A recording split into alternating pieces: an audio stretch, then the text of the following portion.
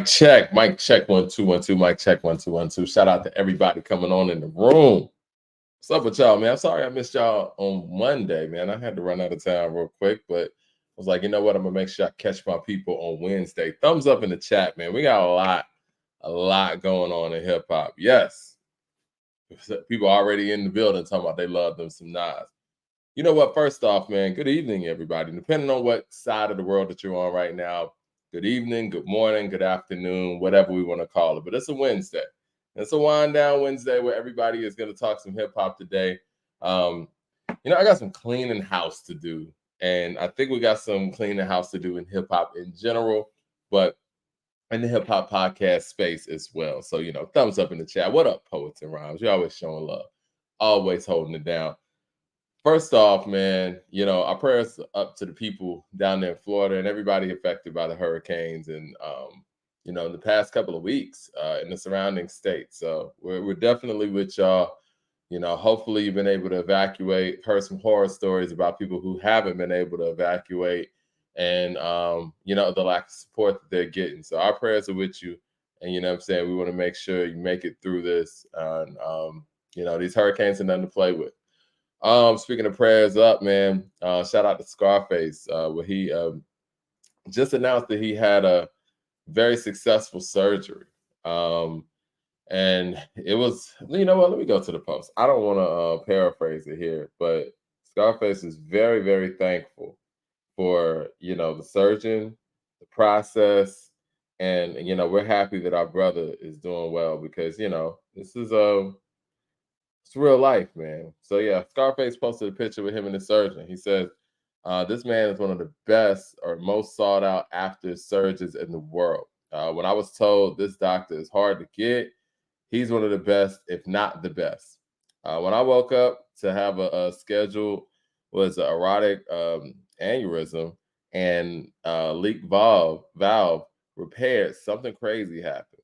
When he got me cut open, my aneurysm had torn to the entire circumference of the aorta, sudden death. But no surprise to him. I woke up 24 hours later and I asked him, why me, Doc? Out of all people you could have worked on. He looked up to the heavens and he did this number here, pointed up in the air. Wow, again, I'm so grateful. And you know what? We're grateful for him.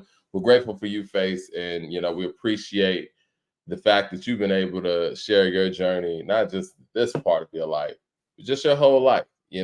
Scarface's music has gotten people through so many times. And I don't think there's any, if you ask me, who are some of the most expressive MCs ever, Scarface is going to be one of the first people I name. You actually feel where he's coming from. He didn't go out there and do things to be popular. And no disrespect to anybody who did, because this is the industry and this is entertainment.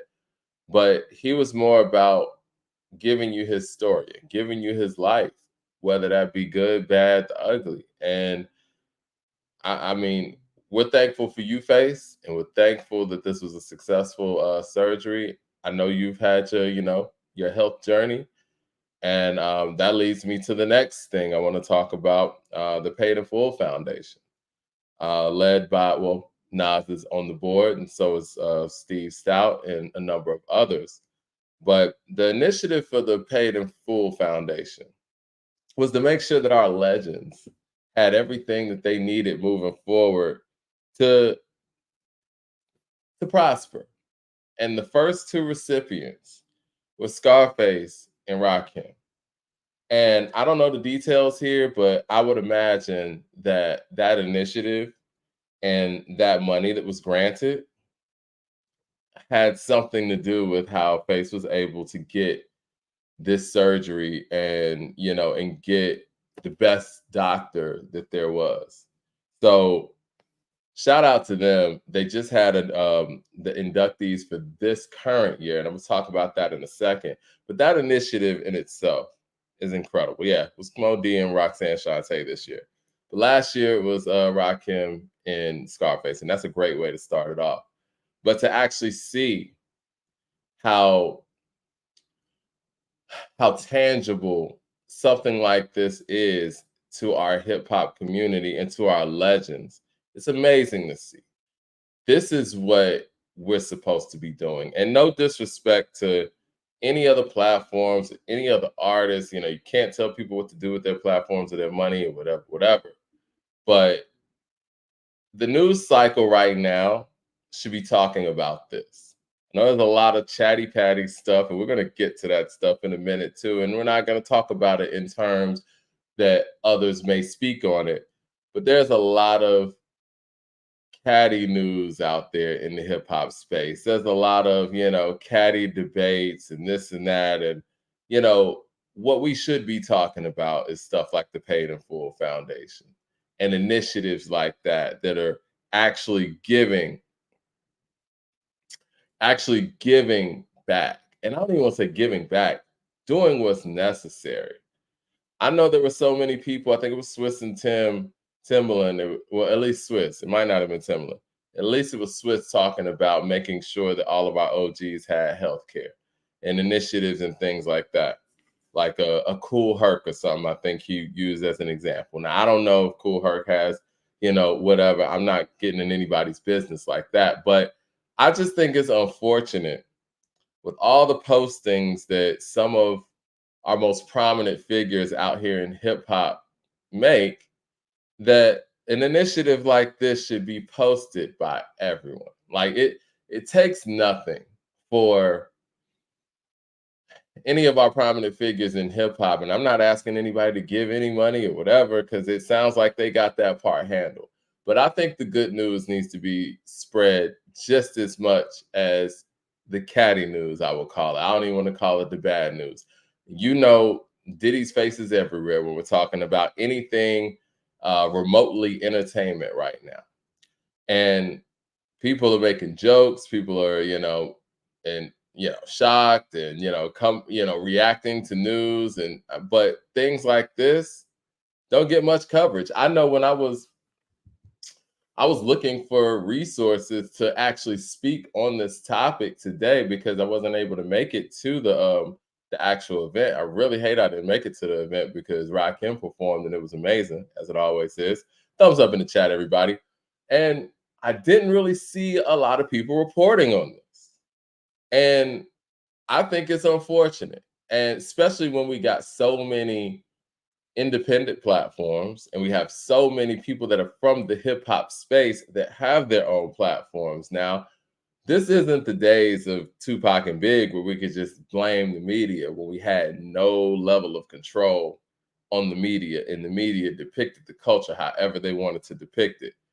We actually have platforms now, and there's no reason why everyone shouldn't be talking about what the good people at Paid in Full Foundation have not only done in their first year with, Rakim and Scarface, not to mention the successful surgery that Scarface just had, but what they're continuing to do and honoring our legends in this current class, if you will.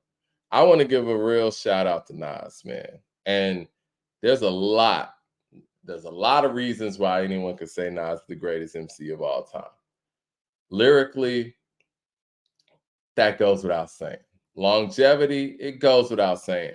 Storytelling, it goes without saying. If you want to go album for album and how he's been able to transition through different eras, there's not many people who can beat him on that either.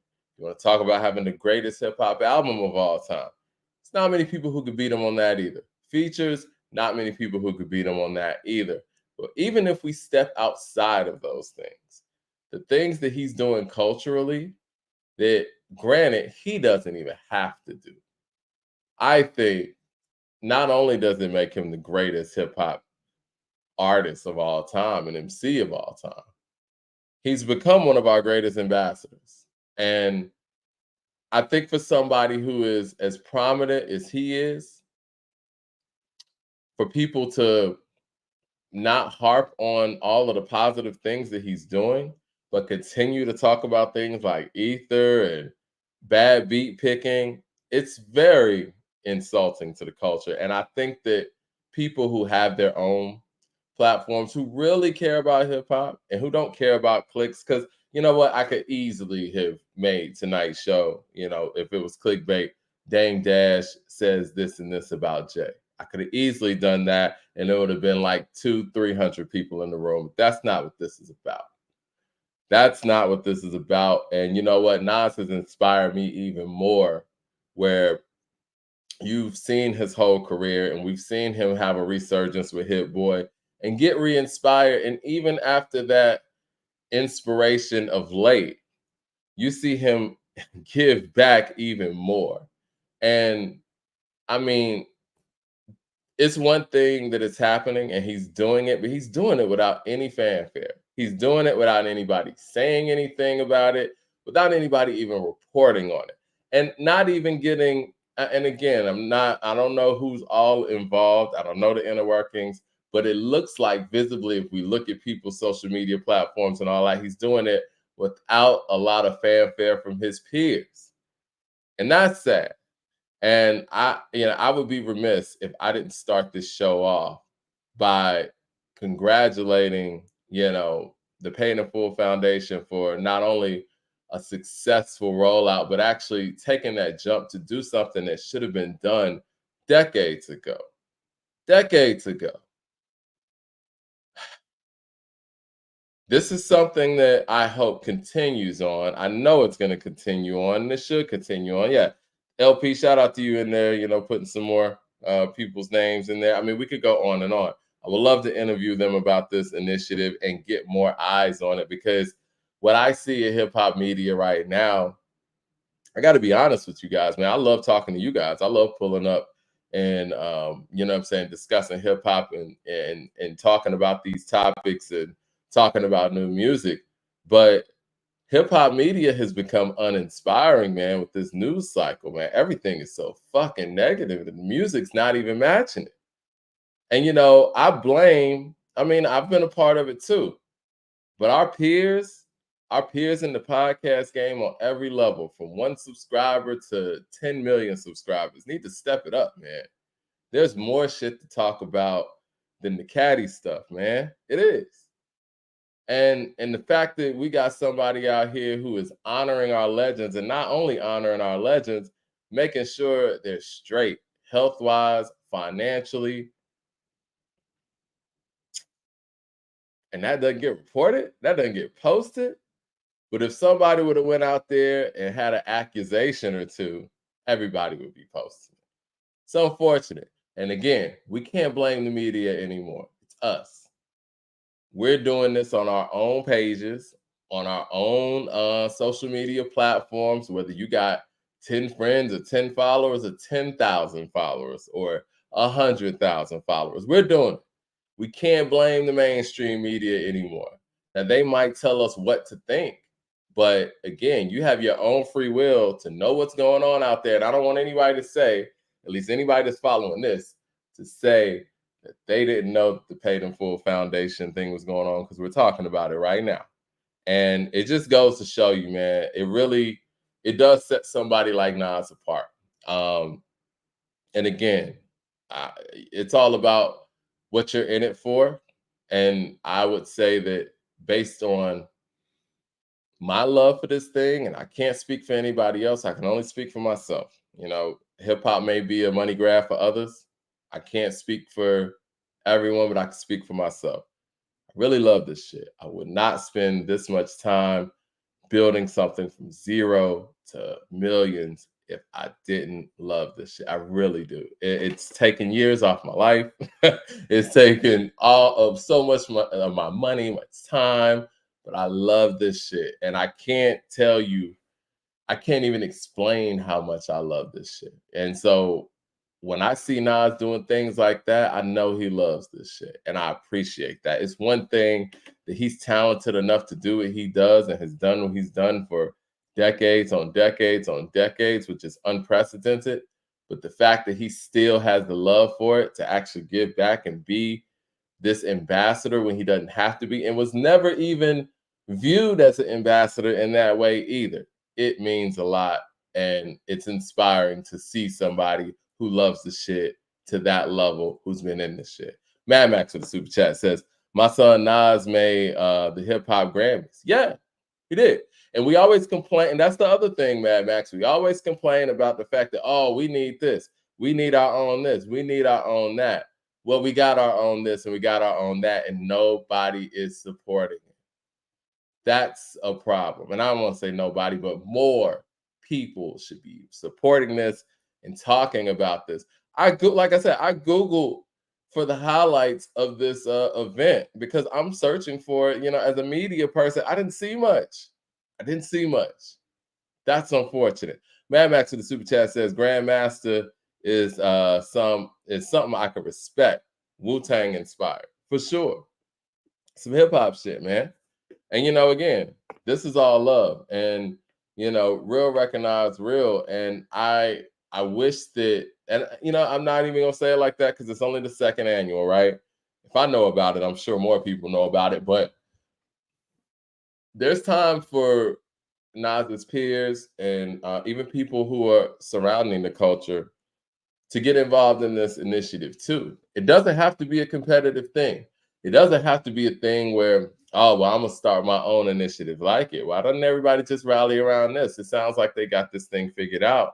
And like Mad Max said, this could be the start of something big for the culture moving forward. They already got the structure, they already got the support, and they've already started off honoring Rakim and Scarface. Now, granted, they let me get Shavonda here in a second. Hold on 1 second. Yeah, granted, there were some people that were before Scarface and Rakim, but I do think that Rakim and Scarface does set a standard of how they wanted to start this thing off. And again, I don't know, but one would venture to believe that Scarface's health issues probably jumped him in front of the line. Now, let's talk about this past weekend. This past weekend, Roxanne Shante, Grandmaster Cass, and Kool Moe Dee were honored. And that's a beautiful thing, man. Beautiful thing. Grandmaster Cass, for those who don't know, he is he's a forefather to Rakim. He is the gentleman that legendary MC that Ghost wrote Sugar Hill Gang's Rapper's Delight. Grandmaster Cass and Roxanne Shante too. I think both of them, they don't get revered as much as they should because they were around before the record side of things. They were more of like, legendary street MCs. They didn't make it onto wax like the rest of, they're on wax. They got some records, but they don't have the multitude of records that many of their peers in the 80s had. So when you start talking about all-time greats and then we start talking about catalogs, which we normally do, we start talking about catalogs, it's hard to really match up Roxanne Shantae's catalog up against some of her female counterparts. Same thing with Grandmaster Cass. I think he kind of gets skipped over for Melly Mel because Melly Mel was, MC in that era as well, but he actually had, the records. Grandmaster Cass, hopefully, he should have gotten credit publicly for Rapper's Delight because that's a big one to do. But yeah, hip hop's first ghostwriter, yeah, possibly. I don't know. I think the ghostwriting thing goes back a long way. But yeah, we have the ghostwriting conversation. But as far as if we have the ghostwriting conversation, the person whose name is going to come up first, we talk about ghostwriting big records, it has to be Grandmaster Cass. LP with the super chat. Shout out to LP, man. I ain't seen you in a minute, man. You good? You good? Cass and Moe Dee rhymes still hold up. This is what I'm going to say about Moe Dee, man. When I grew up, man, Kool Moe Dee was like the How You Like Me Now, big shades guy. And his style was so early 80s that, kid growing up in the 90s, I didn't really get it like that. But when I go back and listen to Moe Dee and the rhymes that he was putting together and the flows that he was putting together when he was with the Treacherous Three, Moe Dee was ahead of his time. Like that sped up rap, nobody was doing that before Moe Dee, at least not that I heard. Y'all correct me in the room if I'm wrong, but Moe Dee was a pioneer to styles. Now, we talk about Rakim, and as my former co-host would say, Rakim is when the man went from the Stone Ages and then just got up and started running. But if we talk about the architects before Rakim that make Rakim, it's Cass, Mel, and Mo D. Mad Max of the Super Chat says, rather be a grandmaster than a rock and roll Hall of Famer. I don't want to hear about some rapper got this Grammy and your man's a grandmaster. Potzler, who? I like that. You know what, man? Hold on one second, man. Hold on one second. I really like that, man. I like that, Mad Max. And that is what needs to be adopted in the culture. It needs to be adopted that, yeah, Rock and Roll Hall of Fame and all that, that's cool. But becoming a grandmaster and being recognized by the Paid in Full Foundation, that is what you should aspire to. Because those are your peers. I remember growing up, you know, trying to be a rapper and all that stuff. The Source Awards meant more to me than the Grammys would. And that was, you know, because it was your peers.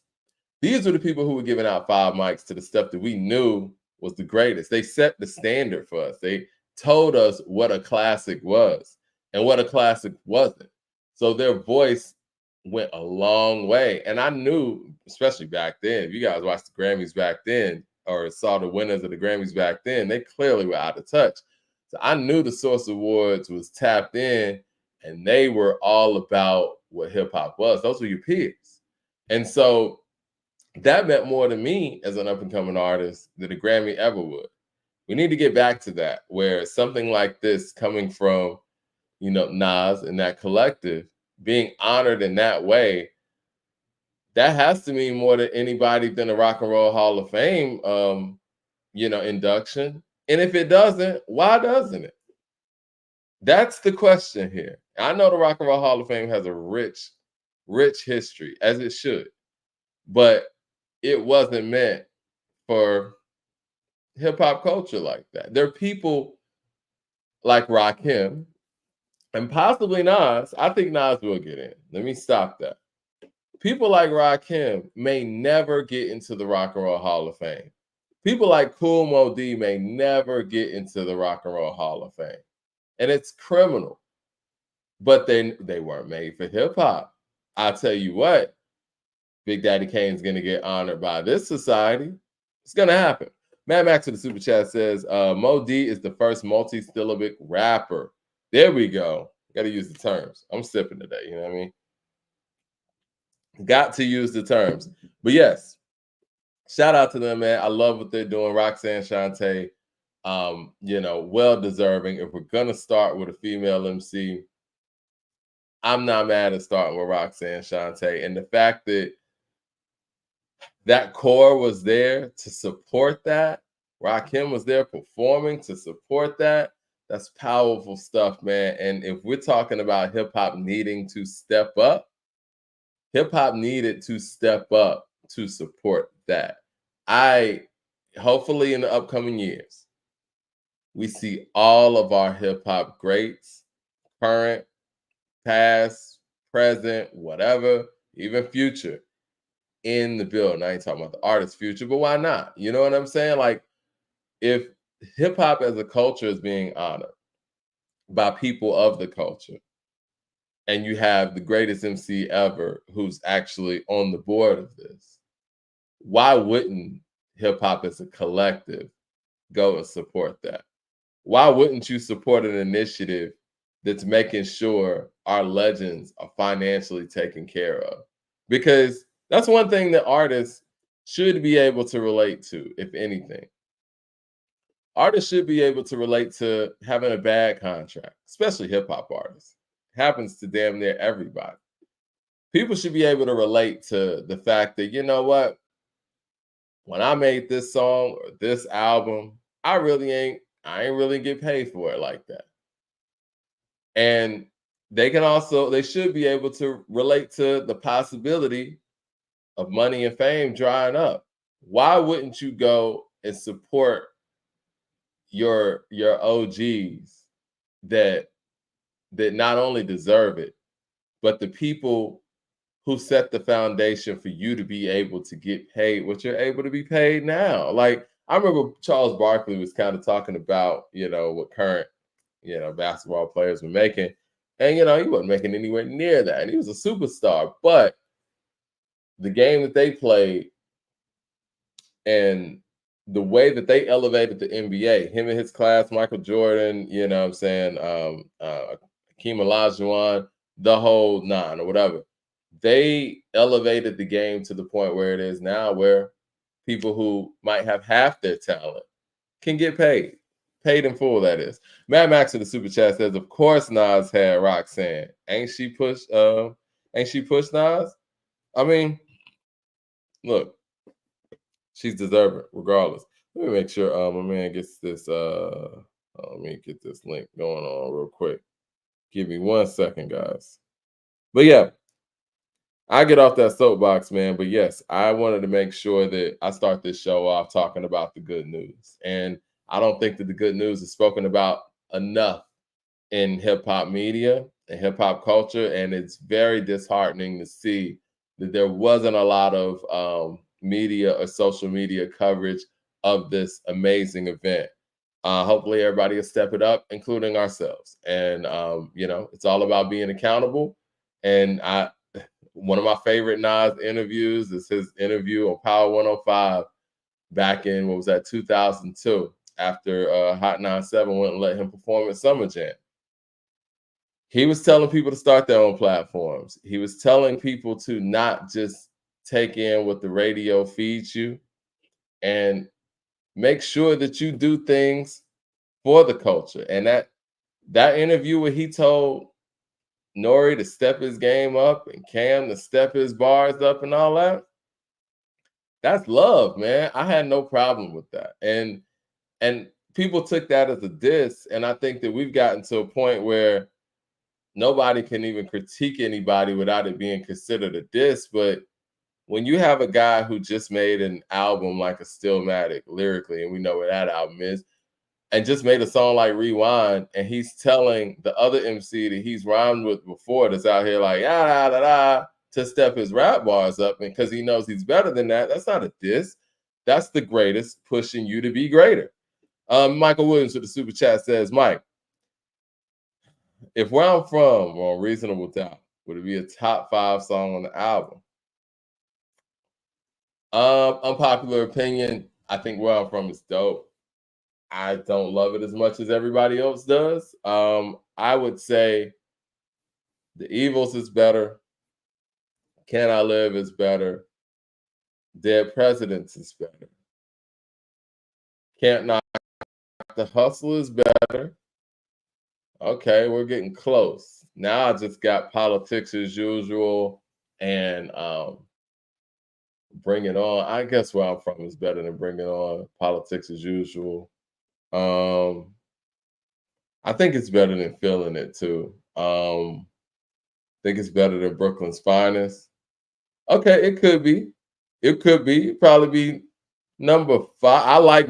Yeah, I'm with old Baldy, man. I like Bring It On better. I don't know if Bring It On's better than Where I'm From, but I like it better. It'll probably be top 5. Probably be top 5. Imaginary Players though, something else.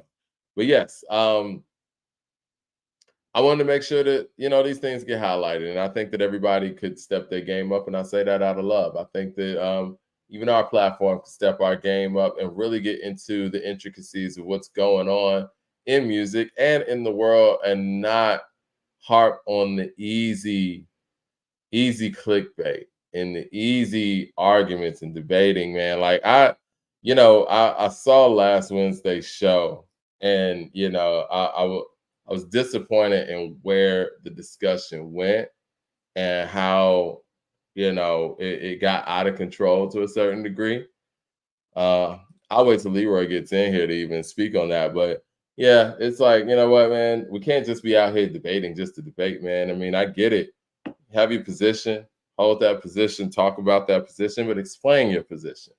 And if we're not doing that and we're not having progressive conversations, what the hell are we doing? Because this is a progressive culture. This is not something to just, talk about anything and just, run around in circles. Nobody wants to hear that.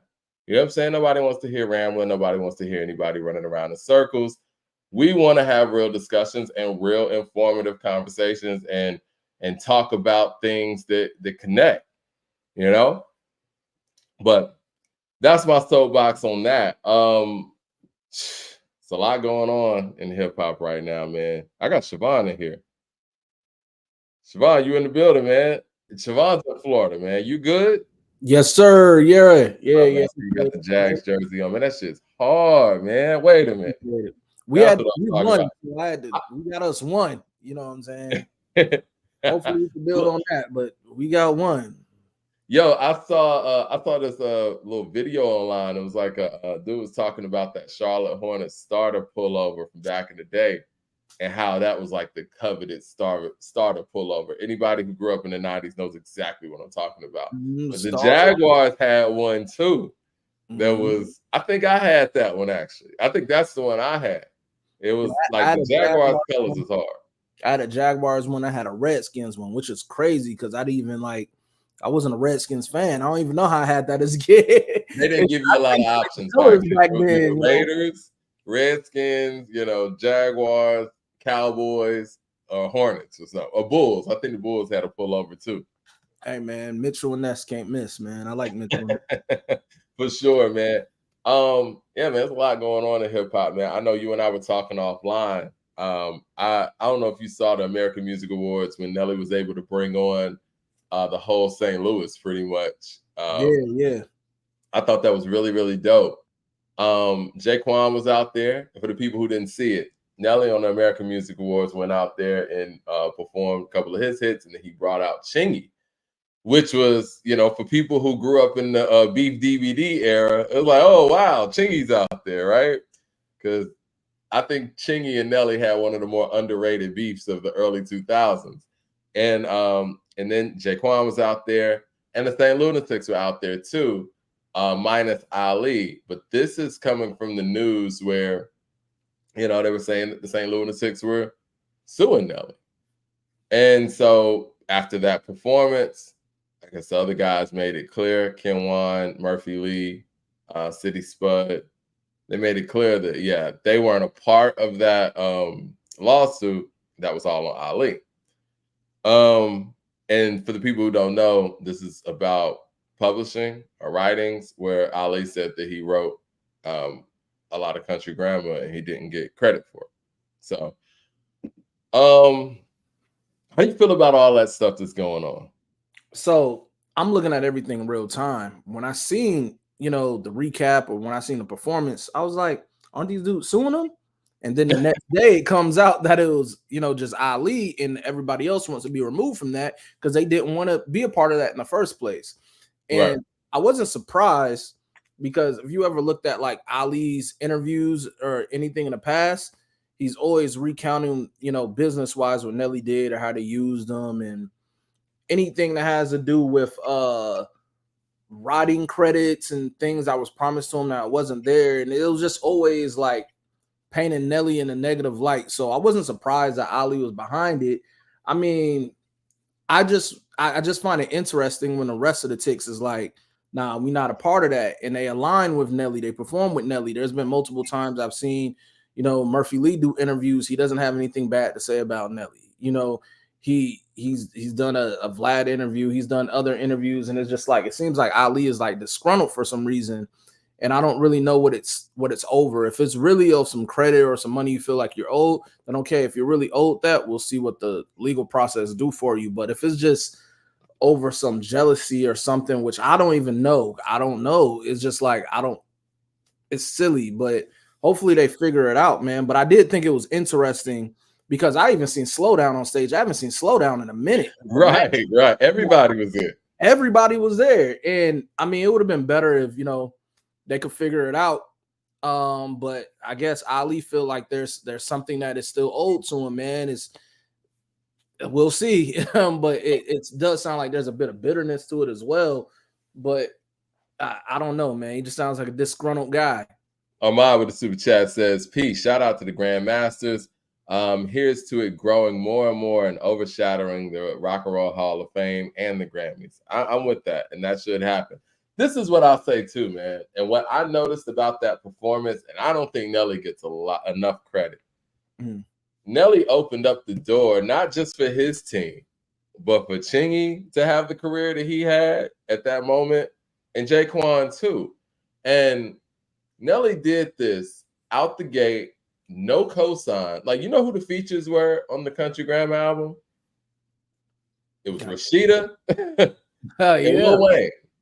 In 1999, 2000, right? And this is not the Lil Wayne who is Wayne now.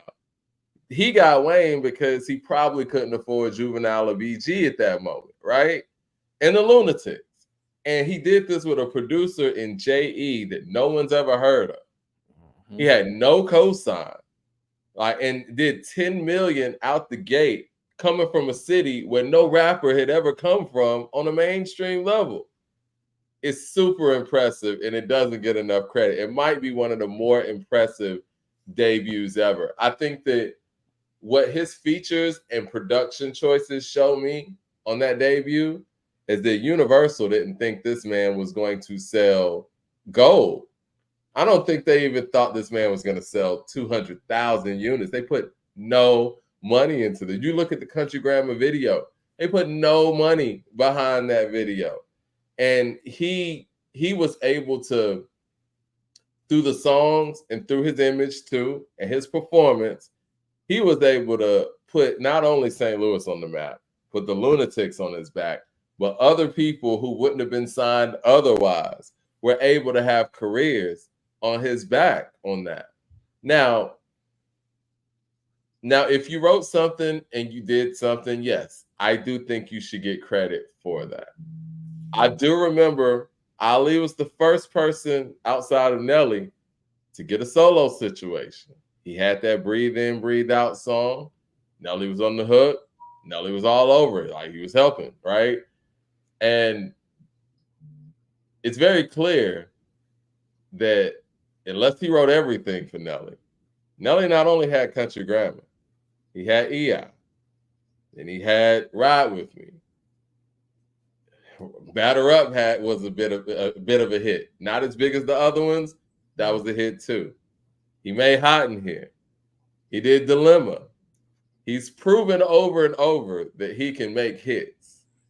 I mean, he did Here I Am with Rick Ross. So it's hard. It's a hard sell for a lot of people. And I always have this discrepancy when it comes to ghostwriting and help. It's a hard sell when you got one person who's able to make these big, big hits, and the person that says that they wrote for them, their hits don't match anywhere near that person. You know what I mean? So the thing about it is how I view the St. Lunatics and Nelly is like together there was a group. I know I don't know in what capacity they decided Nelly was going to be the front runner, or if it was like all of us, we're going to push it, and the label was like, yeah, you guys are cool, but we want him. You know, I don't know if that's what happened, but I think that might have happened. I need to go retract the story, but yeah, they were a group first, kind of like the Hot Boys. Yeah, and I think it was something like that. I think so. And you know, when that happens, you know, some people will be like, all right, cool, now put us on, we figure this out. And then the other thing is somebody that feels like they should have been a star and kind of felt like this the whole time, but went along with for the ride when it was benefiting them. And then when that run is over, then you start hearing stories about how they really feel. I don't know what's causing that animosity with Ali and them, but Ali and Nelly, but from what I see, Nelly has spoken on it before, you know, when they were doing their little back and forth thing. But I don't know. I feel like the only person who does have a gripe in all of this, who has a rightful gripe, but never complained, was Murphy Lee. Murphy Lee was supposed to actually be like kind of like the next guy up. He kind of had his buzz off some singles here and there. You know, Nelly made it an effort to have him on the Shake Your Tail Feather feature with Diddy. That was on the Bad Boys 2 soundtrack. That was a big record. You know Then who Murphy Lee, who is kind of Murphy Lee is in their style, and I never thought about this until now. Big Sean's kind of Murphy Lee-esque with his punchlines and the way that he approaches rap. The way he delivers it. I can Yeah, see the way early. he delivers it, like, you know, some of the stuff that Murphy Lee said, like especially on the Shake Your Tail Feather verse, I could hear Big Sean say. Yeah, and it's just like with Murph, if anybody, like Murph was really supposed to be the next guy up. He had what the hook gonna be, you know, and his album got shelved. It never came out. So if there's anybody I probably should fill away, is probably Murphy, because whatever happened with that. But Murphy's kind of Jules Santana-esque in yeah, Nelly, man. I would say. Yeah, so it's like then he had another joint that was on like the Love Don't Cost a Thing soundtrack, the Nick Cannon movie. I think it was produced by Jazzy Faye. Had Jazzy Faye on the hook. So Murph, you know, he was supposed to be the one up. So I don't really know what it comes from, but when you look at the Lunatics, when you look at Nelly, I feel like, I mean, things went the way it was supposed to be. I mean, it wasn't like he didn't put them on songs. It wasn't like he didn't include them. I mean, I don't know what the inner business dealings was, but I mean, what Nelly did for open up the doors for St. Louis, you wouldn't have got people like a Jaquan or a Chingy or whatnot. So you know, there wasn't that many acts from the Midwest. You know, Nelly was a star and is a star. It's not, you know, when you look at that group, and again, I don't know if this is the story because I've heard different origin stories about the Lunatics, but if a label saw the Lunatics and said, I want that guy right there, I can understand that. You know what I'm saying? Like, Nelly is Michael Jackson to their group. Like, he stands out, and not just with them. He's just a star, period. Like on some Snoop Dogg shit. Like, you see that person takes up a level of room that the other one doesn't. Like, Corrupt can out rap Snoop from many people's, you know, vantage point. But if you see Snoop and Corrupt, even in the Death Row days, Snoop is the star. It is what it is. Like, let me get to these super chats. Mad Max says, Nelly get mad, hey, LOL. He ironically is 50 before 50, Drake before Drake. But because he rhymes with melodies and stuff, people don't count him like they should. I don't care if Nelly's a pop rapper. He was that guy. I mean, this is my thing about Nelly and that whole pop rapper label.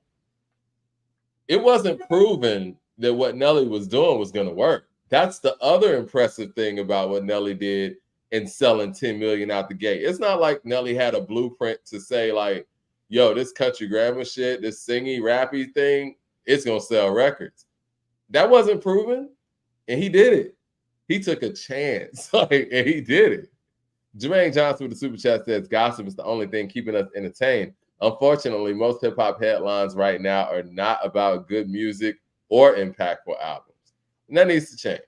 Mad Max with the super chat says, to be honest, them early 2000s rappers all get slightly 50 Nelly, Cam, Luda, all out. They like the early 90s guys, except for they have more fame than the De La Souls, Tribes, and Redmans. Shout out to Redman. I think we got a Muddy Waters 2 coming, maybe. Mad Max also says, like my moms and I been arguing about Cam and Fab. He swears, he said my man's and I, like he says mom. My man's and I have been arguing about Cam and Fab. He swears that Fab is better than Cam. I've been waiting 5 minutes ever since because he's I've been wanting 5 minutes ever since because if it ain't 04 on my man's not giving credit. I mean, who got Fab over Cam? Shaking my head. Yeah, I got Cam over Fab. What about you? Yeah, I got Cam over Fab too. It's the records, man. It's the movement as well. I mean, Fab had his moment. Right. He had his mixtapes. He had classic mixtapes. But like, I feel like Cam had a movement, man. What he did with Dipset and you know, like that was a movement, like it or not, man. You got to be a strong artist to be able to usher in a movement. And no disrespect to Fab. Yeah, I don't think Fab was strong enough to really usher in a movement. I mean, it's kind of the difference between. I mean, these are two great MCs. The difference between Jadakiss and DMX. DMX was strong enough to usher in Rough Riders. Jada wasn't. at least not at the time, right? Like even when you talk about Bad Boy in that era, Mace was the guy ushering in that era of Bad Boy. It wasn't Jada. And Jada's nicer than Mace, but you have to have something else. And yeah, Cam has that something else that Fab wasn't able to usher in a movement. Like you said, that says a lot about a person if they're able to do that. Yeah, I always look at like when I rate my artists, it's not only what they did within their music, but who did they put on, who was successful underneath them, what was the movement, what was the impact. I know what that second coming of Cam's impact was to the game versus like the impact of a Fab. Now, Yeah. I love Fab. You know, I listened to a lot of his mixtapes. I was on Fab early, but really, when I think about the impact and what it was to the game, it was Cam, man. I can't lie. That impact was greater for me than it was when Fab hit. I think Fab is nice, and I think that his soul tapes are awesome. I think it's a great series, and really, I think he pioneered that era of mixtapes where it was all original music now and not just rhyming over other people's beats, and he doesn't get enough credit for that. But I do think that the time that Fab came in, he wasn't really set up to make the classic albums that era needed him to make to be the next guy. But he made the commercial records that gave him that level of notoriety. We knew that we could get, one or two singles from a Fab album. But I mean, even if you look at him and Jeezy, and I'm not even a huge Jeezy fan, but Jeezy took up space and Jeezy had a movement.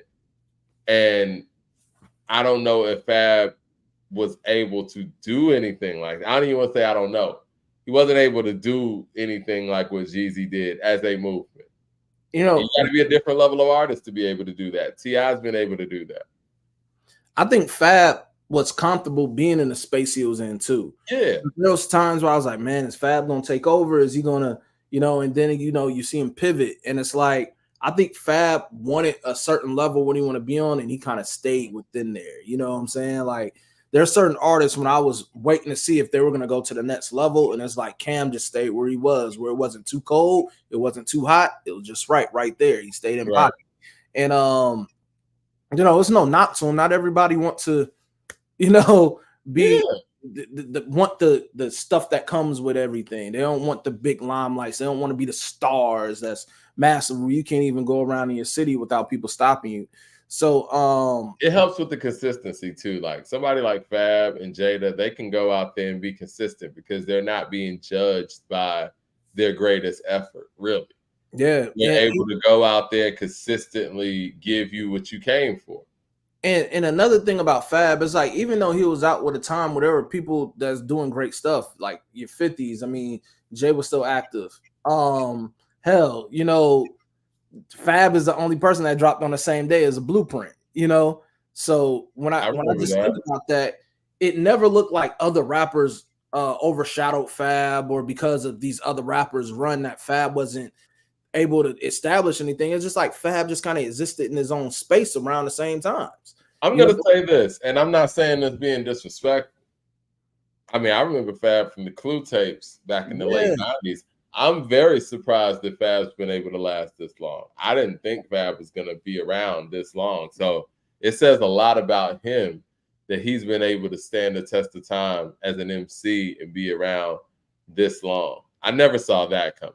Like, it's a few things I didn't see coming, man. I remember T.I. from I'm Serious.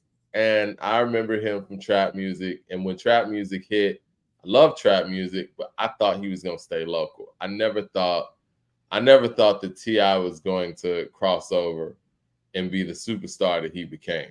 I thought that was Luda's lane.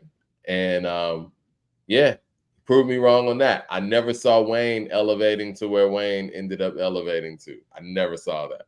I saw he was improving, but that Carter 3 wave, I think that's an underrated wave. We talk about Doggy Style and how that hit, and Get Rich or Die Trying, I think is the biggest wave that anybody can ever imagine. But that Carter 3 wave was heavy. I think it's the last real wave of excitement that we had for an album in hip hop to that magnitude that I can remember. I could be wrong. What do you think? I mean, I feel like when we're talking about like people's runs and everything, like Fab always like stayed within that pocket, but Fab kind of had more of still like this underground appeal as well, because he had the mixtapes and he had There's No Competition, he had the drama tapes, then he had the soul tapes, and he had tapes that was serious that did their thing. I couldn't wait till around Christmas to when the soul tapes dropped. Those were quality. They're damn near like albums to me. But when we talk about the mainstream hits, most of Fab's mainstream hits weren't the street records. It was the records for the ladies. And unfortunately, in hip hop, when you're making music that kind of appeal more to the ladies, people try to put you in a box. But we know Fab gets busy. We never kind of did his hits hurt him in that way? Because I think for me it did. I liked his street shit, but I didn't like his single stuff that much, other than Breathe, right? Like stuff for the ladies. It was kind of like a LL formula that didn't have the B side with it. I remember Russell Simmons always saying whenever they put out a mainstream radio record on LL, they wanted to have a street record to match it. I don't think that Fab did that per se. Do you think those hit records may have hurt how people view him in an upper echelon? I don't think Fab even thought Breathe was going to be as successful as it was as a single. Right. I think he just threw it out there. I think I just heard him talking about this on the podcast with Mello. And he was talking about the Breathe record or his career and the lady records. And it's like, I don't think people actually put him in a box for doing the lady records, but because he still gave you that balance, he gave you the mixtapes where he's spitting at a high level. And then he had the mainstream joints. I just feel like it's interesting studying Fab's career, because it was just like he existed and he just stayed in that spot. It never rose too high, it never rose too low. It was just there, bro. And it's like when I'm looking at his albums, mainstream wise, the success of the albums probably wasn't the greatest, but they weren't bad albums. Like Real Talk, not a bad album. I think Real Talk's his best album. I mean, we're talking outside of the soul tapes. Loso's Way, not a bad album. When I'm thinking about these albums, it's like he doesn't necessarily have bad albums. It's just like I don't think the records were as big as they're supposed to be, because he had great lady records. He had a joint with Neo, that was pretty nice. You feel me? He had the joint with Tamia. He had the records, man. It's just he just kind of stayed in his lane. You feel me? Like it wasn't like he was trying to outshine or really trying to be the face. It was just like he just stayed in his lane, and he showed people when he want to get busy, he can get busy. So I'll never bet against Fab as far as an MC. But if you want to talk about mainstream success or whatever, then yeah, Cam kind of had like a bigger impact on the game, more so than what I would say Fab. And Fab had records. He even had joints with Ryan Leslie and everything. It's like, you know what? It's funny you mentioned that. Now I forgot all about that. Yeah. I love what Ryan Leslie and Fab did together. Mm-hmm. Like, he sounds great. He sounded great over Ryan Leslie's stuff. Like that next selection sounded like the future for Fab.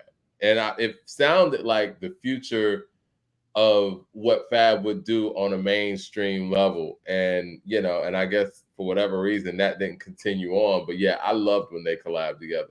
Mad Max in the Super Chat says, Fab don't have a verse better than Fantastic Four. Cam's Fantastic Four verse. I mean, now if we went bar for bar, verse for verse, this really does get interesting, because I would love to know what people's favorite Fab verse is. Do you want to talk this? Because you sent me this about Drake airs out Fake Friends at Toronto Club after Future Rick Ross and Lamar battle. You want to talk this Drake and Kendrick, or Kendrick's Grammy submissions, or you want to talk this Dame and Jay thing real quick? Well, that's not going to we could speak. Yeah, we could speed through this Drake thing just to get over with. I'm so sick of hearing about that, man. And you brought a great point up earlier in the show. When we talk about hip hop media, we talk about hip hop journalism, we're talking about podcasting. it is in a stale place where there's a hungry effort for views through controversy and through drama. Now, it is our job to deliver stories, deliver opinions, and never get too caught up in appealing to one side or another just for sake of views or just saying stuff for sake of views. I always said, like, in I think I said on another episode, one thing that I was told and I live by is when you have the position to have a mic and you have the floor to speak, make it count. Don't just get up there and just say stuff just for the sake of it. And sometimes we are even suspects of getting caught up in what's going on, to sometimes we spill stuff that's not better for the furtherment of the culture. And it is our duties to be those reporters and being those people that can deliver the news and be objective, as well as being able to have a voice to give our opinions as well, without it looking like we're furthering a narrative of controversy or negativity. So with that being said, man, this is according to hip hop. We talk hip hop. This is according to hip hop, what the people want. We for the people, we for the culture. And, you know, we can never let the opinions overflow what the mission is, man. So yeah, I mean, people are saying they're bored with the Drake and Kendrick thing. I could see that. Definitely the new and we could hit this real quick and move on. Yeah, but I guess, you know, Kendrick, he submitted his Grammy submissions and whatnot as 5, right? What were they for? Let me look that up. I'm sorry. I know one was for best video. Of course, I probably think one is like for best song. I'm not sure. I just thought it was interesting how Academic posted it, right? He was like, and obviously he is biased. You know, we have a lot of biased media out there, respectfully. But it is what it is. He said, he posted a picture with Kendrick with Diddy, obviously trying to be funny. But he says, anti-industry rapper Kendrick just opened his mouth and submitted Not Like Us for 5 Grammys. So we got Song of the Year, Best Rap Song, Best Music Video, Record of the Year, Best Rap Performance. And we also get news this week that Kendrick turned down Coachella, Rihanna as well, to focus on his own tour after the Super Bowl. So now, all the stuff going on, do we need an album in sight? Do we need an album? Yeah. Yeah, I would like a lot without an album. This is all one song. No, I would like an album, you know, just for the sake of keeping the momentum going, man, to give us the good music. Like I said in the past shows, usually after great beefs, we get great albums or great bodies of music. I want to hear where you're at this point. You have went through the battle. You have went through whatever criticism from your last album. Now I want to hear what space are you in right now? Like, what is your music? What is the new sound that you have to bring? And because there's a scarcity of quality good music, I feel for you to be considered, you know, part of the big 3. You're saying it's just Big U. I'm going to hear those records that back up everything, man. It's just simple as that. Now, I didn't like the way that Academics posted that, but I didn't expect nothing different because he already showed where his allegiance is. Just because he could speak about the grievances of the industry doesn't mean he's still not an artist and his art has succeeded. You know what I'm saying? Like, was he not supposed to collect the accolades from whatever he put out? I mean, arguably is the biggest song of the year. Arguably, he's won the beef. He had his moment, so why not monetize? Why not? We know what comes with having a Grammy. Some people, they don't care about the Grammys, but a lot of people that don't care about the Grammys, I said, are people that never had one either. So, I mean, where does he get this notion that Kendrick is anti-industry? I think that we've never really seen a mainstream artist, I guess with the exception, I don't even want to count Kanye. Kanye is different. I don't think we've ever seen a mainstream artist this successful like Kendrick, but doesn't really make that crossover music per se. You know what I mean? And I think that's what gives him that whole quote unquote underground or anti-industry image based on his approach as well. You know, his approach, his subject matter.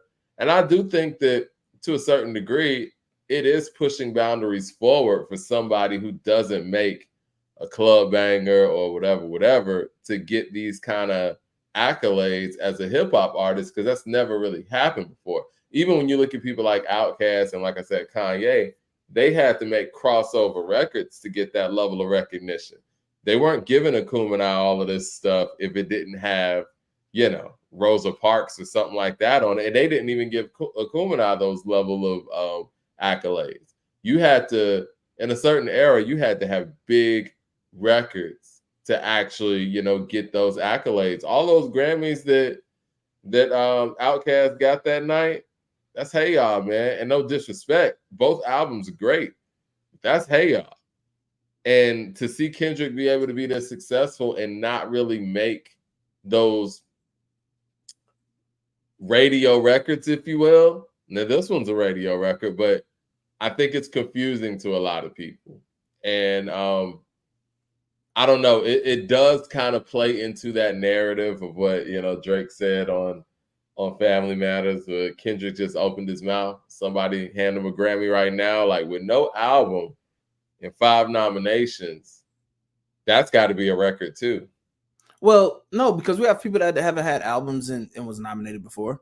You know what I'm saying? Drake has had records. I believe that was nominated that wasn't on albums. So that hasn't been a standard. I mean, hip hop has never measured their success on Grammys. At least the beginning of hip hop, we damn near boycotting the Grammys because they wasn't showing the presentation of the awards.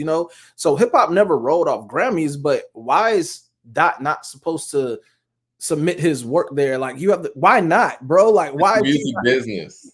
Like I said, I just feel like there's a lot of sore loser stuff going on, and it's just like, if Drake would have had a big record and it would have did the same successful numbers and it took over, you would have seen that in the Grammys as well. Well, so, I think a lot of people, I remember it, they were applauding the fact that Back to Back was getting nominated for a Grammy, and they thought it was impressive that a diss record that wasn't on an album was being nominated for a Grammy, and that artist that the song was about didn't have a Grammy. I remember that being a conversation. Yeah, so it's a lot of contradiction. It's a lot of sore loser stuff. The stuff that he did in the club, speaking about fake friends and everything, man, that stuff was so corny, man. It's just like, just make your music, bro. Like, make your music. Like, at this point, it seems just like a lot of sore loser and corny stuff going on, man. It's what? You said it right. This is sore loser stuff. Yeah, man, it's just like, come on, dog. Like, to me, I think like at this point, neither of them have anything else to prove. I feel like everybody is kind of fit in their pocket to where they're supposed to be, and I feel like if anything, Drake is still trying to prove something. And he didn't like the way this stuff turned out. I don't think he thought people was gonna turn on him and things were gonna go the way it went, and he's in his feelings about it. But hey, bro, keep it moving. Like, keep it in the music, bro. All these antics, because I seen like a story when he posted a picture of Solange and then a picture of Aaliyah, and it's like, what is that supposed to mean? That cryptic stuff. Yeah, the cryptic stuff. It's corny, bro. Give it up, man. Like that furthers the point of what Kendrick was talking about, like with how he moves and the things that he does, and it's like it's damn near seeming like it was prophetic, in a way. I will give Kendrick that, where Kendrick went after the character. He knows this person, right? Like, he's met this person. He knew that would unravel him by himself. At this point, he's self-checked. Now, like you said, all of this stuff has gotten in his head, and this is sore loser stuff, and he can't let it go, and he won't let it go. Drake's flipping us off. Mad Max with the super chat says, LOL, Dot's having music for the Grammys. Drake's talking on stage. This is what they do. They both doing what they do. Drake crying and Dot dancing for Massa. I knew Mad Max was gonna throw a jab in there. Mad Max says, humble is crossover, Mike. Love Bitch Don't Kill My Vibe. Bitch Don't Kill My Vibe, in my opinion, is his best single. I never was a big fan of Humble. Now that's a record from him. That and King Kunta sounded like he was trying to make a radio record. And the first and it didn't do well, but the live version that's on the Pimp a Butterfly is much better. But the first one sounded like he was trying to make a radio record. Mad Max with the super chat says, Loyalty crossed over. Two blacks don't play them. Oh, he said no. Loyalty crossed over too. Blacks don't play them. I thought Loyalty was great. I don't know what you're talking about, Mad Max. And, you know, and like I said this on a previous show, I was like, man, when this whole thing was still at the front and Not Like Us was still moving like in this core, I was like, man, the best thing Drake can do is sit this one out and just kind of lay You low, said and this. make people miss you and come back. Well, since you're not gonna do that, bro, and you're still gonna keep on doing this, at least just give the good music then, because I'm tired of the antics. You know what I'm saying? Like all these things are just antics at this point, and it's just like if it's I'm just tired of outside shit not translating into the music, man. It's became such a soap opera with these rappers, man. It's just like, man, let's get it back to the music. If you are gonna do this, keep it in the music, or just, hey, bro, like that's what I'm saying, man. Take your L and keep moving. Yeah, man. It's just like I said, it's getting to a point where a lot of shit is starting to become hater shit on Kendrick too. Not even just like Drake alone, but the Drake fans or people that is just starting to seem like hater shit. Like, is this guy not supposed to capitalize off his music doing what he was supposed to do? What like if he I just don't understand what the win is or what people want at this point. Is just like it's baseless opinions, bro. It's like, you know, at the end of the day, it's the music business, just like any other business. If you have a successful song, why not push that successful song as much as you can and submit it to as many academies as you can? It's like if you write a book that just starts selling off the shelf, you're not gonna submit it to get an award. Like, why wouldn't you? It's doing well. I mean, like any business, like anything that you're doing and it starts to do well, why wouldn't you submit it for the award that is in that category or in that industry, if you will? Yeah, I mean, man, it's just like you gonna. I don't know, bro. I have nothing else to say about that. All right, well, we're done with that. All right, no more Drake and Kendrick talk. You know that was we just had to come here real quick. Dame and Jay. That's even more pathetic. This is where I want to start with this, because I know that, the media has taken this and they continue to run with it whenever Dame speaks of Jay's name. And this is something I noticed a while back, and I always thought it was unfortunate. I think this is unfortunate even when groups break up. Whenever anyone sat down with Dame, they always ask him about Jay. But when they sit down with Jay, they never ask him about Dame. And I think that's so unfair, right? And I think there was a time where Dame was doing so much with his, his video studio with some independent acts. He had, he was running around with Mos Def.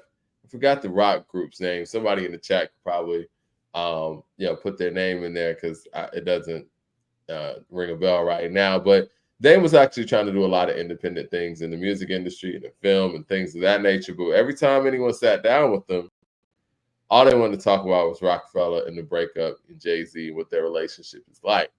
Now, like you were telling me earlier, that's not really an excuse anymore because Dame has his own platform and he's able to, basically kind of speak on whatever he wants to speak on. It's not really held to the confines of somebody else's interview chair. I wish that I don't have any. I have my opinion on this situation, but I'm gonna say this: I got love for Dame. I don't know Dame. I love what Dame has contributed to hip hop culture. I love the fact that Dame really loved the guys that he was putting in the game and tried to put them on the game, and always talked about making other people better and getting people, making everybody rich, right? But saying all that to say, I hate that we're not talking about those things when it comes to Dame Dash's legacy, and this part has become Dame Dash's legacy. And I think it's unfortunate. This is a relationship that at this point has been over a lot longer than they were together. Is that fair to say? Like, if we talk about the Rockefeller business, we talk about maybe like a 10-year span. They have been disbanded for a good 20 years now. And I don't think that I don't think that Dame should be playing into what people want him to say or want him to talk about. Because when I pulled up the interview today, because I wanted to pull up the interview so we could talk about it and not just go on the clips that I saw. Yeah. The first question was about Diddy and how does Jay-Z fit into all of this and with the social media speculation and all those things. And I didn't even like the way that Dame answered that. It was almost like playing into these social media narratives. And these narratives out here, man, when it comes to Jay and this whole Diddy thing, I mean, let's just be honest, guys. And I'm not saying this just as a Jay fan or whatever. They're baseless. I mean, Foxy Brown just came out recently. It's like, yo, man, y'all trying to get me to say something that I've never said. Like, not her first time saying that. Yeah, yo, leave it alone. Like, that's my man. Like, I'm not anti-Jay, and y'all not gonna make me anti-Jay. So if she's saying that, it's like, what do y'all have? And everybody's talking about folks with NDAs and all. Where is this coming from? So, you want to get to the super chat real quick before I? Yeah. Mad Max in the super chat says the reason why people get a dot for the Grammys is because he and his fans mainly use that in the Pulitzer to validate him in the GOAT talk. I never heard Leroy say Hov the GOAT because of his Grammys. Yeah.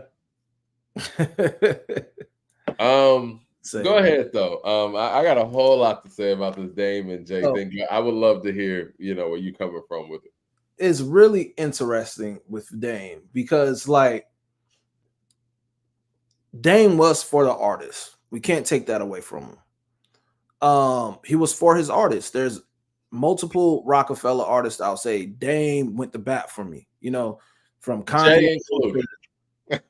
Yeah, they always say Dame went to bat for me. Dame was for the artist, which his approach probably severed those ties. And it's no different from where you see Dame at after Rockefeller. When you think about Dame, you think about no longer being tied to just the success of Rockefeller. Now you start to think about the woes that he has as a failed businessman, which is kind of bad. Now we should be looking at Dame's legacy of what he built and furthermore what he's supposed to be building. And I remember there was a Dame interview with the Breakfast Club, and he was like, why are you guys are asking me questions about Jay? Why don't y'all ask Jay? Y'all always have to ask me this. Yeah, it was kind of envy. Yeah. And it's interesting that now you have your own platform. And the first question on your platform, when you controlled this, the first question was about Jay. So I've seen multiple times where he's contradicted his own stuff about talking about Jay.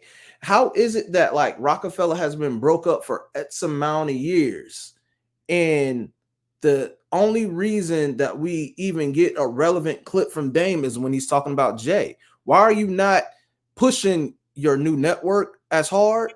Why did you push none of your new music endeavors or whatever you were doing in movies? Why weren't you pushing that just as hard? You'll say, I'm coming on here to talk about that, but you make it all about Jay. And it's just like, bro, it feels to me as if your bravado and, I'm my own boss, I don't work for nobody, ownership, this or that. Yeah, it sounded good, but we're not seeing that play out for you. And we're starting to see you go to heights that's even below you, bro. Like, it starts to seem like you're just scratching. You're just trying to, make something happen, but it's off baseless shit. It's off stuff that you're making up or you're running with or you're just alluding to. And it's just like, come on, bro, you're playing with fire. And it's like, when you look at other people that have issues with Jay, and I said this to you earlier, you always have to look at not what's being said, but who is it coming from? Because the credibility of them may not be there for X amount of reasons. When I look at what Dame is saying, we get it. Dame, if you feel you were slighted by Jay, we get you. There's other people that may felt that business-wise. But how many years later, you can't blame Jay for where you're at right now. You You can't blame on him. Unless he has some level of real proof. And he said this on his podcast, well, not on this podcast, but on this interview as well. He was like, if you're going to sue somebody for defamation, you have to be able to go to court and show how this defamatory statement or comments have affected your income. And if he can't prove those things when it comes to Jay, it's like, you know, you really don't, like you said, it's baseless. Lord with the super chat says, Foxy said she FJ on a song on a mixtape. That's a mixtape. She's saying something different now. But it's the thing, man. When I look at Dame and Jay, that whole attitude that I fell in love with Rockefeller Records and what Rockefeller Records was about, you know, being anti-industry. You want to talk about anti-industry and fuck you pay me and all of that. Dame embodied that. Like that slick talking Jay-Z that's on volume 1 and Reasonable Doubt and shit, even volume 2 to a certain degree. They were talking the same. You know what I'm saying? But when you start to see these men develop in business and their business endeavors moving forward, they were polar opposites. And either Jay adjusted his style to, you know, what was going to be better long term, or Jay never was really on that. I don't know. Either way, Jay understands the business is collaboration, whereas Dame feels that, you know, it's us against the world, me against the world, and me and my team against the world. And that works for a short term. But if you want to be versed in business and you want to continue to evolve in business, collaboration it's inevitable.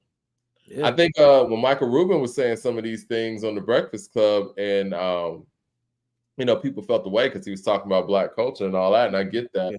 But he was speaking about how, you know, people in his culture understand how business is a collaborative effort, and you know, they have a good success rate, I should say. You know, it is what it is, and Jay understands that business is collaborative. And even when you and I were talking about, you know, the best of both worlds and all that stuff that Jay found it important to do, I feel like this when it comes to the best of both worlds thing. I'd never really understood why it was that important for Jay to make those albums with R. Kelly if, you know, his business partner, you know, had that relationship with Aaliyah and Aaliyah had that experience with R. Kelly. I do think that either A, you get some of those things resolved and solved to move forward, or B, you just leave that alone. But not only did they do one project, but they did 2. But again, this is collaborative. And I think that Jay showed us early on that he understood not only business is collaborative, music is collaborative. I used to get offended when people would say that Jay is a businessman that's a great artist or whatever. And they would put the businessman before artist, and it almost was like they were slighting him as an MC. Mm. But I do think Jay actually might be more of a businessman than an MC in these days or a lyricist in these days. I think you know, it's not a bad thing, not at all. I mean, look at his success rate. I think that when you think about how intentional Jay is about everything and how even all the way down to relationships and dealings with, you know, women and, you know, famous people, and you can't really, you know, people say he was with Blue Cantrell and stuff, but you don't really know for real. They say he was with Free from 106 Park, but you don't really know that for real. You can't catch no picture of, you know, they had this picture of Diddy, I guess, hugging up the kid or whatever at a party. You ain't gonna find no picture of Jay like that. He's very intentional. And we've always looked at Diddy as the mogul. And looking back on it now, with all of these things that have come out, Diddy didn't move like a businessman in that way. He moved like an entertainer. And entertainers can be reckless. Entertainers are out here partying. Entertainers are out here drunk on, you know, on video. And we've seen all these things from Diddy. You're not going to catch Jay drunk anywhere. He probably drinks in the comfort of his own home. He's not going to be out here, you know what I'm saying, looking crazy. Like, so with all of those things being said, I do think business is always at the top of Jay's mind. I think that being a lyricist and being an MC is just second nature to him. He could just do that. But when it comes to being business, he's very intentional. So, multiple things here. Dame Dash contradicts itself a lot. Yeah. So it says, "Oh, I didn't want to have no involvement. I don't know why he wanted to work with R. Kelly." Well, it's a no-brainer why he wanted to work with R. Kelly. You have the biggest rapper at the time with the biggest R&B artist at the time, and people love to slap that on Jay. And I'm not saying this out of being a Jay fan, but you can't pigeonhole Jay to just this. And speaking about this matter of wanting to work with R. Kelly, when there were several artists after that trial. That's true. Everybody was working with R. Kelly. R. Kelly. You know, they used R. Kelly, bro, like to get popping again, man. So it's hypocritical when you say things. I don't know, you want to work. You know why you want to work with him. Why Jay wanted to work with him. You was in a Fiesta video. Then it's like, oh, well, I wasn't in any scenes in the video with R. Kelly. It's like, come on, bro. Like, and it's hypocritical that like these stories come up and you're talking about they try to pin stuff on Jay, like the Foxy stuff. Foxy addressed this multiple times around Magna Carta when he had the joint where he had the one line about Fox. You know, he never stuck his cock in the Fox's box, but damn if I had opened Pandora's box. You know, she talked about that with Sway. Now that it's like every few years she always have to say this, but then you know why that sounds even more baseless and just hip hop facts here. Foxy is Clark Kent's blood cousin. Do you think Clark Kent would have walked Foxy into an uncomfortable situation with Jay? Now we all still be rocking with Jay. Yeah, and still be rocking with Jay if whatever happened. At some point, Clark Kent rocks with Jay heavy. Like you can't say nothing bad about Jay when it comes to Clark Kent. Then you question, oh well, what was the age where he got with Beyonce and stuff like that, and he probably groomed her. Do everybody forget how old Aaliyah was when she passed away? Dang, you was engaged to her. Aaliyah wasn't. You know what I'm saying? Like people forget how old Aaliyah was when she passed away. So it's like you contradict yourself a lot, man. And we know why people want to work with R. Kelly. Birdman tried to do a best of both worlds. It got shelved. It never happened. You know, so there are individuals that still proceeded to work with him. So that's trash, man. I just feel like right now is a lot of conspiracy stuff. None of us was there.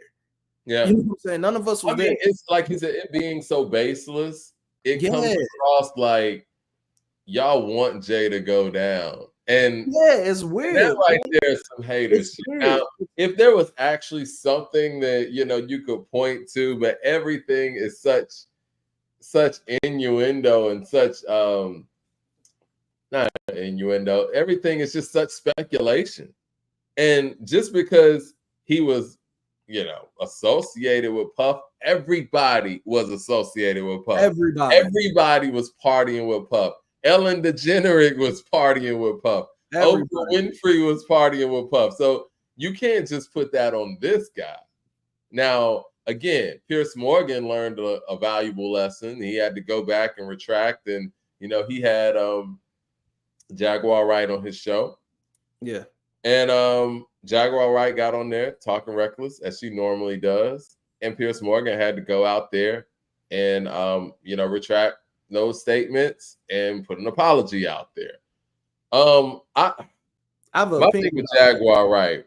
Oh, let me get to this super chat. Jermaine Johnson says, I never stuck my cock in the Fox's box. Yeah. We got that line. My thing with Jaguar, man, I was listening to Star Show. Shout out to Star, man. That's the homie, man. And Jaguar Wright called in. And Star was giving her props for her Piers Morgan interview. And then she came on there, was like, yo, Buck Wild, that's my man, Star and Buck Wild or whatever. And she kind of was acting like she didn't know Star. I don't know. But anyway. Oh, that was weird. She was bigging up Buck Wild. And then, when she kept ranting and wouldn't let Star talk or whatever, it wasn't even a conversation because she wouldn't even let his own, the man talk on his own show. Yeah, and so things got turned up, and Star started barking on her as he do, And then she turns around and is like, that's why Buck Wild's caught with I know Buck Wild's with a 15-year-old pedophile. It's like, that's your go-to move? Like, I thought Buck Wild was just your man when everything was good. And at that point, it's like, yo, man, are people just using these treacherous and terrible situations just to find a way to bring people down? And how credible are you when everybody is this and everybody is that? Now, granted, I'm not going to sit here and say everything that she says is not, true. I think it starts off like that, where you're telling these stories. But you know what? The way the social media world works, people hitting you up for interviews, now you got to have new stories. Now you got to have new material. And now you got to start making stuff up. You know what I'm saying? And it might start off where it's like, okay, well, this really happened. But as you get online even more and you're doing more and more interviews and you're on the internet all the time and you got to come with new material, yeah, you might start making stuff up. And that's kind of what I'm getting from her. She never spoke on Jay before, but now it's popular to speak on Jay in this regard. So now you're on Piers Morgan calling Jay a monster? Like, based on what? So here's the thing. Piers Morgan, first of all, he's whack for even having her on there. Because if you was gonna go back and apologize, you know why you was bringing her on here. What made you in 2024 right now say, I want to bring Jaguar Rod on my show, and you expected anything positive from what she has to say out of her mouth? So you knew why you was bringing her on there. You was hoping to not get some dirt on Diddy and her commentary around that, but you were looking for whatever else she's gonna do. It's about ratings. And then when J and B's lawyer reached out, which his lawyer just spoke out and said they never sent the cease and desist, but he gave him an ultimatum. So it sounds like he said he gave him an ultimatum. You take it down or it's probably going to be legal consequences from this. And people were saying, even Dame said there's an interview, if everything Jaguar Wright said is not true or baseless, why don't they just sue? Well, coming from my mind, this is just me and my personal opinion, what benefit does it get from suing a broke person? Well, I mean, we saw this with Cardi B and Tasha K, right? Yeah. Cardi B, sued Tasha K. She won for the slander and all of that. She never got her money from Tasha K, and Tasha K got elevated from all of that. You know what I'm saying? She's still doing the same exactly, still doing the same stuff, and she makes it a point to say she's not going to pay her. So what that did was basically credentialize Tasha K to a certain degree. And you don't think if Jay and Beyonce sitting out here suing Jaguar Wright and she becomes a household name, she can't find a way to monetize off of that? Yeah, some people you got to ignore, unfortunately. Yeah, it's like, it's different. They'll say, like, why didn't you do that for Jaguar Wright and her stuff? Well, here's the thing. A person, it takes money to sue. That's number one. But I think I will benefit more of getting a corporation shut down for putting your show on that's allowing you to bring guests on to do this more than I am suing a YouTuber that's just getting on your spewing. Exactly. Now, I don't play. It's like, okay, if she ever gets on a big platform with this shit, then we're going to go after the big platform. That's the play. Yeah, but there's no, you get nothing from suing a broke person. And the thing about Jaguar Wright, she probably have seen some bad things being in the industry. I don't think that anybody could be of the industry for X amount of time and don't see stuff that's probably off or see stuff that's bad. Yeah. I don't think that she hasn't seen those things, but she has a very exaggerated story of how things come that has kind of been contradicted by other people to be wrong. I mean, she's brought stories against Jill Scott to Common. Should Common sue her too? And it's like it's now swinging at the fence to see what sticks now, and it's just like you've seen everybody at their worst. Like, everybody's a monster, right? Yeah, man. It's like, and if we go after, here's another thing: if we go after every YouTube conspiracy theorist, will be going after the whole YouTube. If you were to search YouTube right now, there's somebody with a small platform that does nothing but create controversy, report certain stories, and give certain narratives. And there's people that may follow along, people that don't. You're going down a slippery slope of trying to get all those people. And You know, it also creates a lane for people who were in the industry or could say that they were in the industry and start making up stories so that they can get sued for clout. People will go out there and get sued by big stars for clout. You don't think they would? Exactly. And then here's the thing. There's people like Tasha K who she does numbers. She has the numbers, but we know what we're going to get from her show. I've never seen a show she's interviewed somebody and it wasn't around rumors, gossip, or negativity or somebody exposing somebody. I've never seen anything that came from that platform that shut things down for anybody. You know, so yeah, Cardi did sue her, rightfully so. I mean, if you want to go down that and take your money and your resources to do that, fine. But it shut it down for a little bit, but she's right back at it. And it's just like when it comes down to these things, you have to pick what do you want to ignore? Because these people are going to do these things. This is how they thrive, is off that negativity.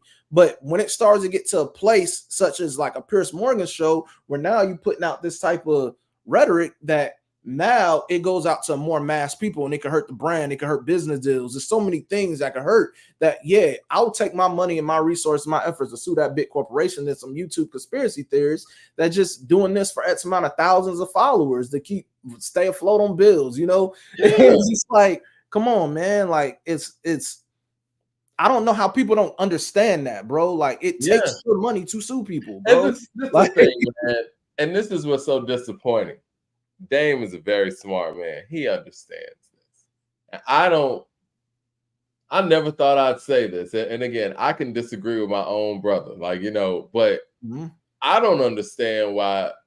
I don't like the fact that Dame is playing into these narratives that he knows better than, you know what I mean? He's playing into these narratives for ratings for his channel, and I don't think that that's the best way to do it. You know, you mean so much to the culture, you mean so much to hip hop, you have so much game to give that you don't want those subscribers, Dame. You don't want those people who came here just to hear you shit on Jay or I don't even want to say shit on Jay, to play into these social media narratives about some things that they think Jay did or whatever. Now, if you know what he's done and you have witnessed those things and you want to say that, say that.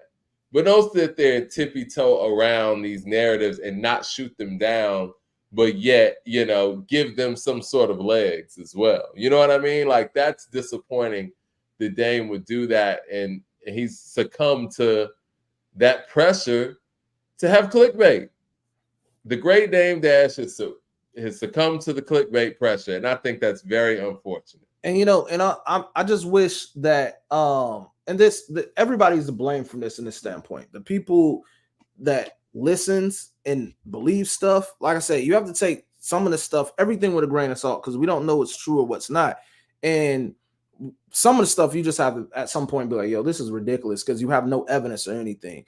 And all of my life of living and being a fan of hip hop or anything, I never heard anybody speak of Jay in that sense of what a Jaguar Wright or Diddy is saying. We've heard little rumblings about funny stuff with Diddy all throughout hip hop throughout the years, but we never heard Jay. And we've seen it. Lane. Exactly. We never heard Jay in that lane. We never seen him out of that. Some of this stuff is ridiculous. Even the other artists and individuals and figures she's mentioned.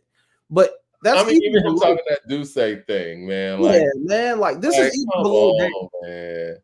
This is even below Dame, man. It's like you can't feed into this, but you know, it's them not only taking advantage of the clicks and views, but we know there's people that's gonna believe this and that's gonna buy into this as not the smartest people. You know, but I think people want to believe this because people want to see certain folks humbled or bow down or lose. I think that, you know, there is something to that narrative that Jay is the guy who doesn't really lose a lot in hip hop, and some people want to see him lose. And I never want to see anybody lose. Even the people that I don't even rock with at all. I don't want to see you lose.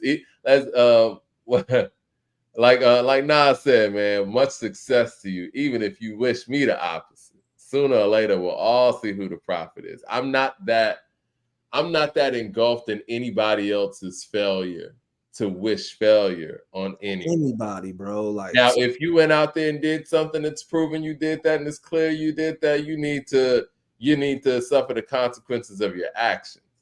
But to sit here and just say, oh, well, Diddy's going through this, you next, based on what? Based on you a hater?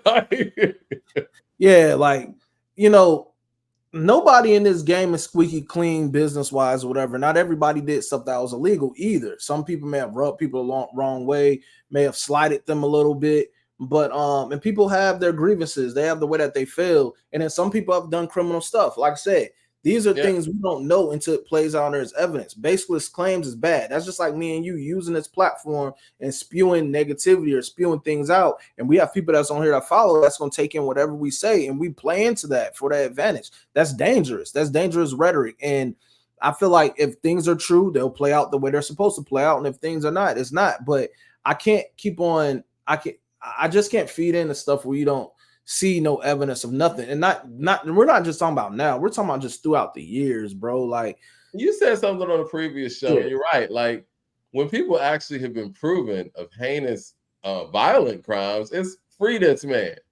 But you don't even have any kind of proof on this person about anything. You say he's going down. Yeah, it's just ridiculous, bro. And it's just like, this game is dangerous because now having a platform is not the best thing. I used to think having a platform was great for the artists and for figures of the game because they're now to control their narrative. They're now able to monetize without having a middleman. But it's also dangerous because we know that people don't understand the ins and outs of thing, and they're willing to run with whatever they want to run with and believe it. And there are certain people that play into it and take advantage of it. And it's very dangerous when you have all these multiple platforms and they're able to spew certain things they're able to spew with no consequence. Because there's a lot of people that's on YouTube that go below the radar that has audiences that's built off misinformation. Yeah. And there's really not a lot of ways for YouTube to even police that because people could just say it's satire, it's entertainment, or whatever. You're not supposed to take me serious. There's no real FCC type of, and there probably will be in the future, but all they can do is kind of demonetize you here and there, but that really doesn't stop people from popping up another channel or whatever. When we talk about, or when I was just talking about Jay being a businessman and being cognizant of everything, you have video footage of how Diddy and that Cassie thing went down. You also have video footage of what Jay did in that elevator when Solange was throwing blows on him. He did nothing. He sat there stoic. He this is the guy you're saying did this, and this, and I know these are two different offenses that people are, being accusatory of, but it just shows you how one person moves and how the other person moves.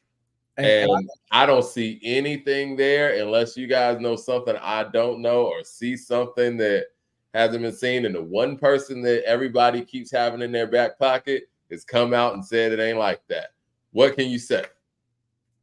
And it's just, man, it's and then you have Bleak. Bleak, he never spoke bad about Dame ever. What Bleak say again? Yeah, Bleak basically saying, Dame, you're lying. Because Dame mentioned him not being involved in an R. Kelly project like that with Jay, the Best of Both Worlds. And Dame is like, no, you're lying. You were more involved than what you lead on for people to believe. Like, he was like, Dame's my man, but nah, man. He's like, you bugging, like this is not true. That's what he's basically saying. And it's just like for Bleak to step out and say that, because Bleak kind of keeps it neutral with the Dame. He never sides. He always bigged up Dame when he was on Drink Champs. He always shows love to Dame. He never speaks bad about Dame. But for him to step out and be like, hey, yo, man, this is enough. Like, that says something. That doesn't mean, oh, that's because his allegiance is to Jay. It's just like, even Bleak has, hey, yo, enough is enough.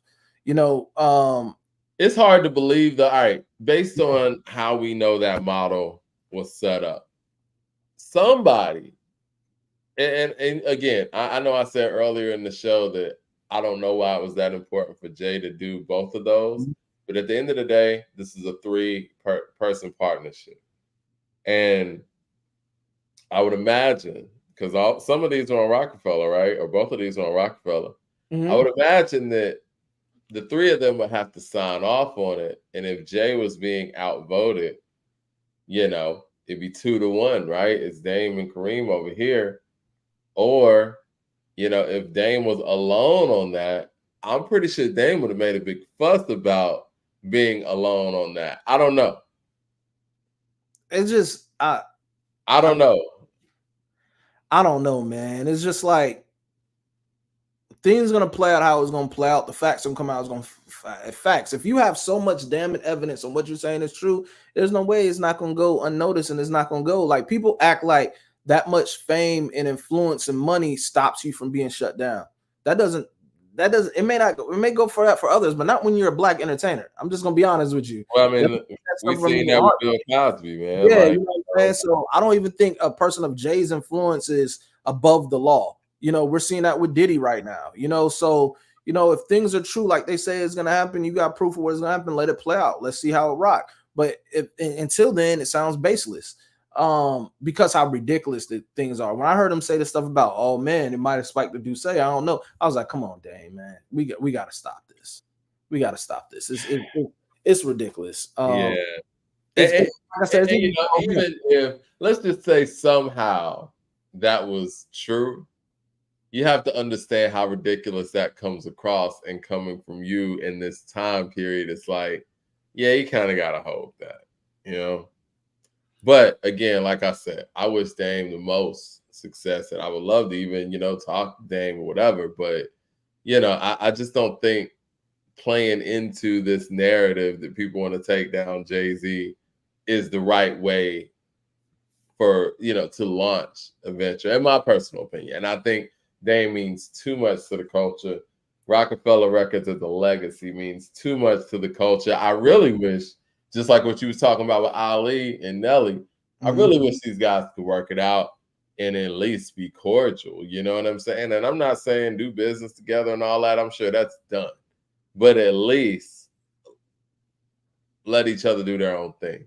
Before we move on, I don't know why that image reminded me of this, but what did you think about that? I guess that infamous secret, I guess, Def Jam meeting back in the day where Dame stormed the Def Jam offices because they were having a meeting about Jay-Z without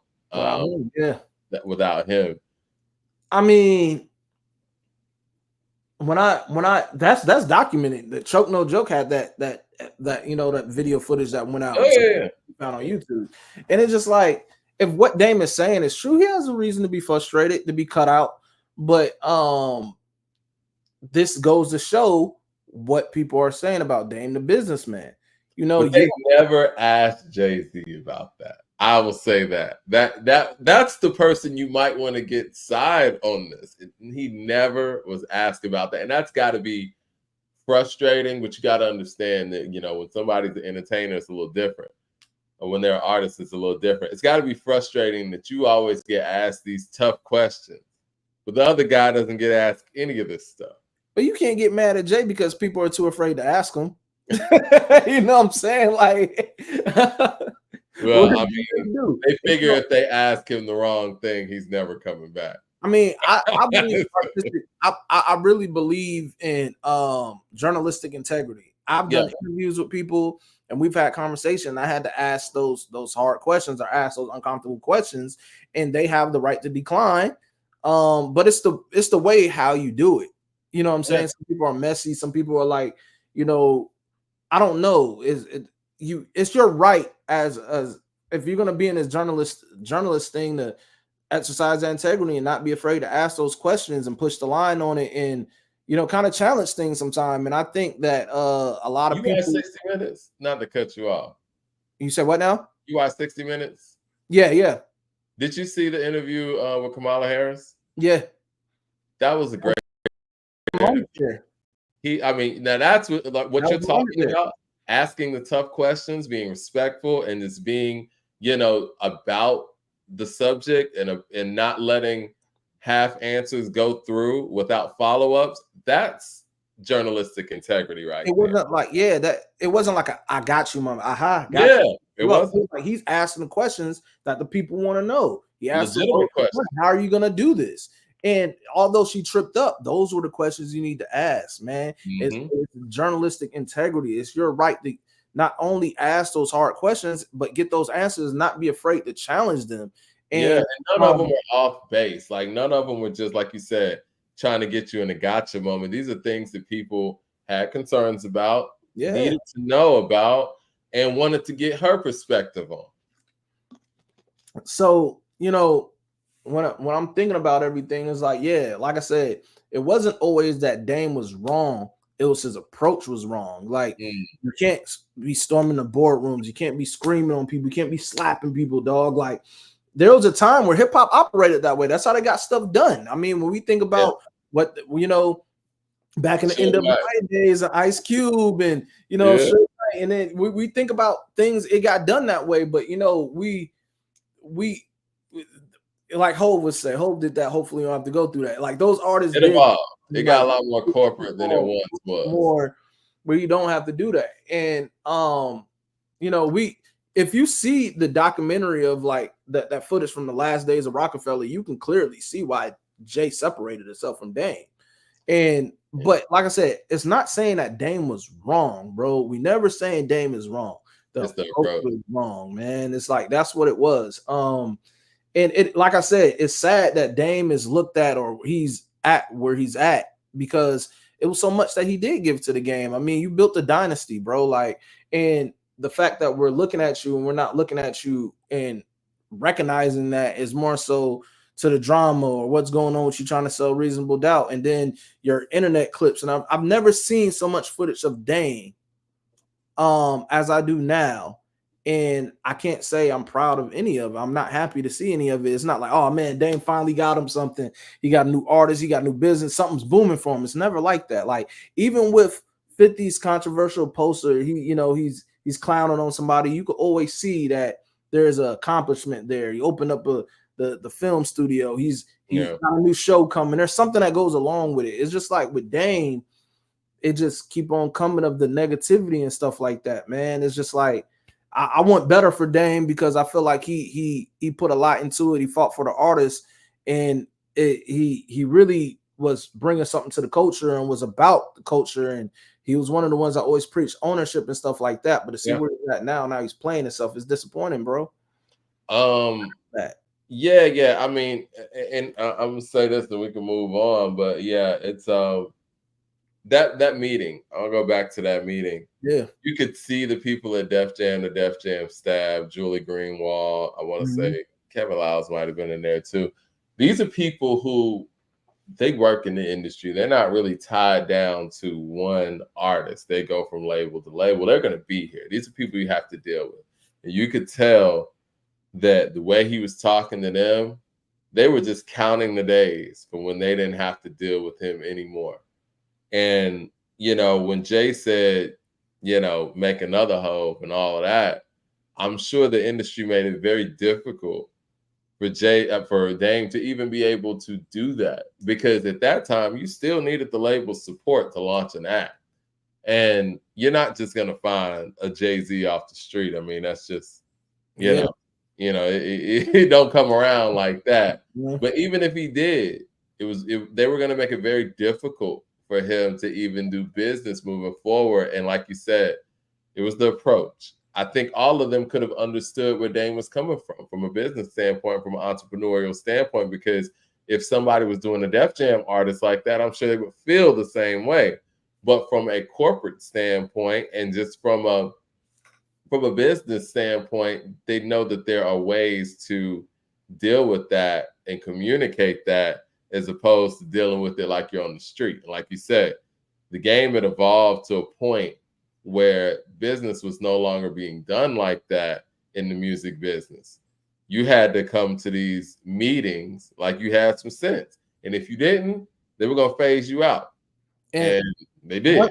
And the crazy thing is, like, with Dame, man, if I'm an artist, I would want somebody to fight for me how Dame fought for his artists, bro. Like, and I'm dead serious. Like if I'm an artist in that early Dame, that's who I want in my corner because he's gonna make sure you're gonna win. He's gonna make sure that he believed in his artist, man. There's not an artist on Rockefeller that can't say that Dame fought for them, man. You hear that from State Property, you hear that from Kanye. Like they're like, we have to start realizing that, yeah, Jay has a talent, but with Dame's will to get behind Jay and make people believe in that goes, it says a lot. So we can't take that away from Dame. It's just that Dame, bro, like his approach got too crazy. He didn't evolve with the game into the fact where it turned people against you and make people not want to do business with you. Well, Kanye handled the Gap and Adidas situation like Dame would, and we see what happened there. Now I don't know if that was intentional, but these were deals and dealings that were going to be worth a whole lot, and you know he was willing to walk away from that. I mean, I think it was Candace Owens who said that he was relieved after all of that was dropped, but most people probably wouldn't have handled it like that, and they would have been a little bit more cordial in business and continued on those relationships. I'm sure. Listen, so many of us probably want to spaz out on, you know, people at work or people who pay you or who are involved with you getting paid or distribution or whatever business you're in. But you understand that, you know what, relationship's a little delicate. I ain't just going to talk to this person crazy right now because it's going to affect my bottom line. And that's what we have here. You know, it's affected the bottom line by, like you said, the way you talk to people and the way you approach people. And now we're at a point where you're talking about Jay for clickbait, and I think it's unfortunate. And I hope that, you know, it changes. But, you know, I think that's where we're at. Yeah, so it's like, yeah, I want better for Dame. I hope once he get this reasonable doubt sold and whatever he's doing, his network is successful and whatever move from that. But what he's doing right now is kind of corny, man. It's kind of below him, man. I kind of feel like it steps on the legacy. It steps on people being able to take him as a credible businessman, and it's doing more harm than help right now. But like I said, I hope he's successful in that. You want to talk? GloRilla got an album coming out. I think you were saying that her track list. The track list, man. I mean, to some people, I don't know how they'll feel about it, but for me, I think GloRilla with her last successful record, I think she kind of found her inspiration again to create some music, man. And I was looking at the track list, and I'm like, she may be on to something. Now, I didn't like. Out to you? I'm sorry. I said, what stood out to you? 2 records, the T-Pain record and a record she has with Kirk Franklin. And the record with Kirk Franklin, it stood out to me because she always talks about like her faith and how what her middle name is, and her middle name is like Hallelujah, I think. And she always talk about growing up in a house and having older parents and what that was to her. And there was video of her meeting Kirk Franklin beforehand and her talking about possibly want to work with him and everything. So it's kind of cool that she put that on there and she was able to work with him and get that going. I think GloRilla is kind of dope. Out of all the female rappers, I think she's the one that that does it, man. I like. What do you like about her? Like she gives like a street appeal and it's also Southern, bro. It's like now she's kind of bringing more of the sex appeal to it now a little bit, but it's like GloRilla she made it off being, you know, just being herself, you know, that was her and where she come from. And then we see her in the game and it's like, when I see her like grow within music, I'm not like, oh man, she got music now, she's going to do this, that, whatever. It seems like I'm looking like at a little cousin in my family. I'm like, oh man, look, she's up, she's rising. Like she does dope stuff. And the people she meet it's always humility with her from what it seems. I see when she met Mike Tomlin and when she went out there and she met the players, it's like she's a likable artist, you know. Yeah, I think from a marketing standpoint, they did a really good job of showing GloRilla from, I mean, you know, no pun intended, the glow up, you know what I'm saying? Like they showed her from she's working fast food or whatever, and you felt like you were a part of it. And that's something that the industry used to do a lot via MTV or BET or whatever, but you felt like you were a part of that person's growth and them blowing up. And I think that we've seen GloRilla every step. And I think that's why it's so important. Like you said, when she sees celebrities, when she sees Beyonce or whatever, and she's fanning out, it's like, oh shit, you know what I'm saying? She's doing it for us, basically. Like, she made it. And people are happy for that. And yeah, people gravitate to that. And I feel like she also handles controversy well. Like when she first got signed to Yo Gotti, people try to bring up old tweets of her taking sides with Young Dolph and a picture she had with Young Dolph. And it's like, yo, this girl, you got to realize this girl's a teenager. That's no different from if, I was around in the Twitter beginning eras when we just go in there and voice what opinions that we'll have in our living rooms and stuff like that. And, it's like they try to do that with her, but it's like, yeah, we seen her glow up. We seen the TikToks. We seen what she was on beforehand, everything. And like I said, she's down to earth. And from what it seems like, and it seems like she found her rhythm in music. And I'm looking forward to what she has to put out. I'm gonna check for it. I'm not saying that just for the sake of the show. I want to check and see what she's gonna do because it reminds me of when Cardi put out that first album of hers, and I want to check to see what she was gonna say because I seen that record blew up from her, and we kind of seen her transition from internet to love and hip hop to rapper. Now, exactly what's going on with her as a star is different, But this beginning stage for GloRilla, it gives me that same feeling where I want to go check out this album. We've heard mixtapes, we heard singles, but I want to see what an actual album sounds like for her and what she does with it. I see she has features from Lotto, which I want to hear how that sounds. I want to hear how her and Lotto sound. She has a record with Sexyy Red. Hey man, if that's not the most ratchet song of the year, I don't know, man. I hope I got a confession, man. I got a confession, and it's a hip hop confession. What's up? I actually like Sexyy Red, and I fuck with it. Like, she's funny. I think that she is a reflection of what's really out there, whether people want to admit that or not. I think she's unapologetic. You want to talk about, hip hop being unapologetic and being like, keeping it real type thing. Like, that's Sexyy Red.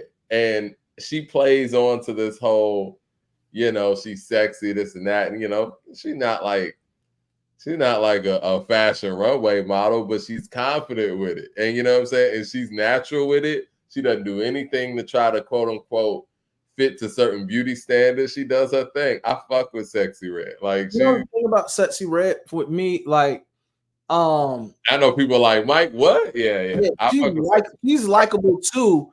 She's likable too. And the only thing I don't like about Sexyy Red was just a knock to her. The character is overdone sometimes, where it starts to seem like in certain areas it kind of seemed like buffoonery a little bit. But it is.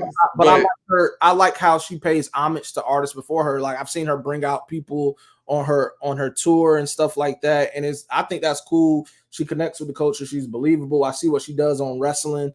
They brought her on like WWE Raw or something like that. So yeah, I like her music more than I like Cardi B's music. I'm saying that, respect. I like Cardi's first album. Cardi had choice on her first album, but collectively, I think that I can't say that. I can't say Cardi's first album, I guess, is an anomaly. It was so long ago, I forget. Yeah, I can't say that, Mike. I still think that Cardi is a better rapper, but I feel like Sexyy Red makes fun music. It makes when I went out when I was in Birmingham, like last year, and they played Sexyy Red in the club, I seen the whole club go up. Like, that's the anthems out here in the clubs now, so we can't ignore it. But no, she's not an MC like Cardi. She's a character. You think Cardi's an MC? I think Cardi, she's an MC to the extent of she actually could rap. She may not. There's the debate. I think Sexyy writes her own stuff. Yeah, but like, I'm trying to big her up, bro. But Cardi, she actually, I've heard songs where Cardi could spit, so I think Cardi's a better rapper, but Sexyy Red, she kind of connects with the culture more, and she kind of leads leading the movement right now, man, of her own. Cardi killed motorsport. I give her that. Yeah, for sure. Mad Max in the super chat says GloRilla is the best female rap MC today. I've been told this, and she got the best hip hop record all year. Actually, the two best hip hop songs, TGIF and Yeah Glow. She got the voice, style, beat, etc. Glow, my MVP. Mad Max is buying in the Glow too. Mad Max also says Red got joints, but she whack, Mike. Stop. Yeah, she's not a spitter, but she you know, like Sexyy Red, she has a likable personality, man, and she having fun.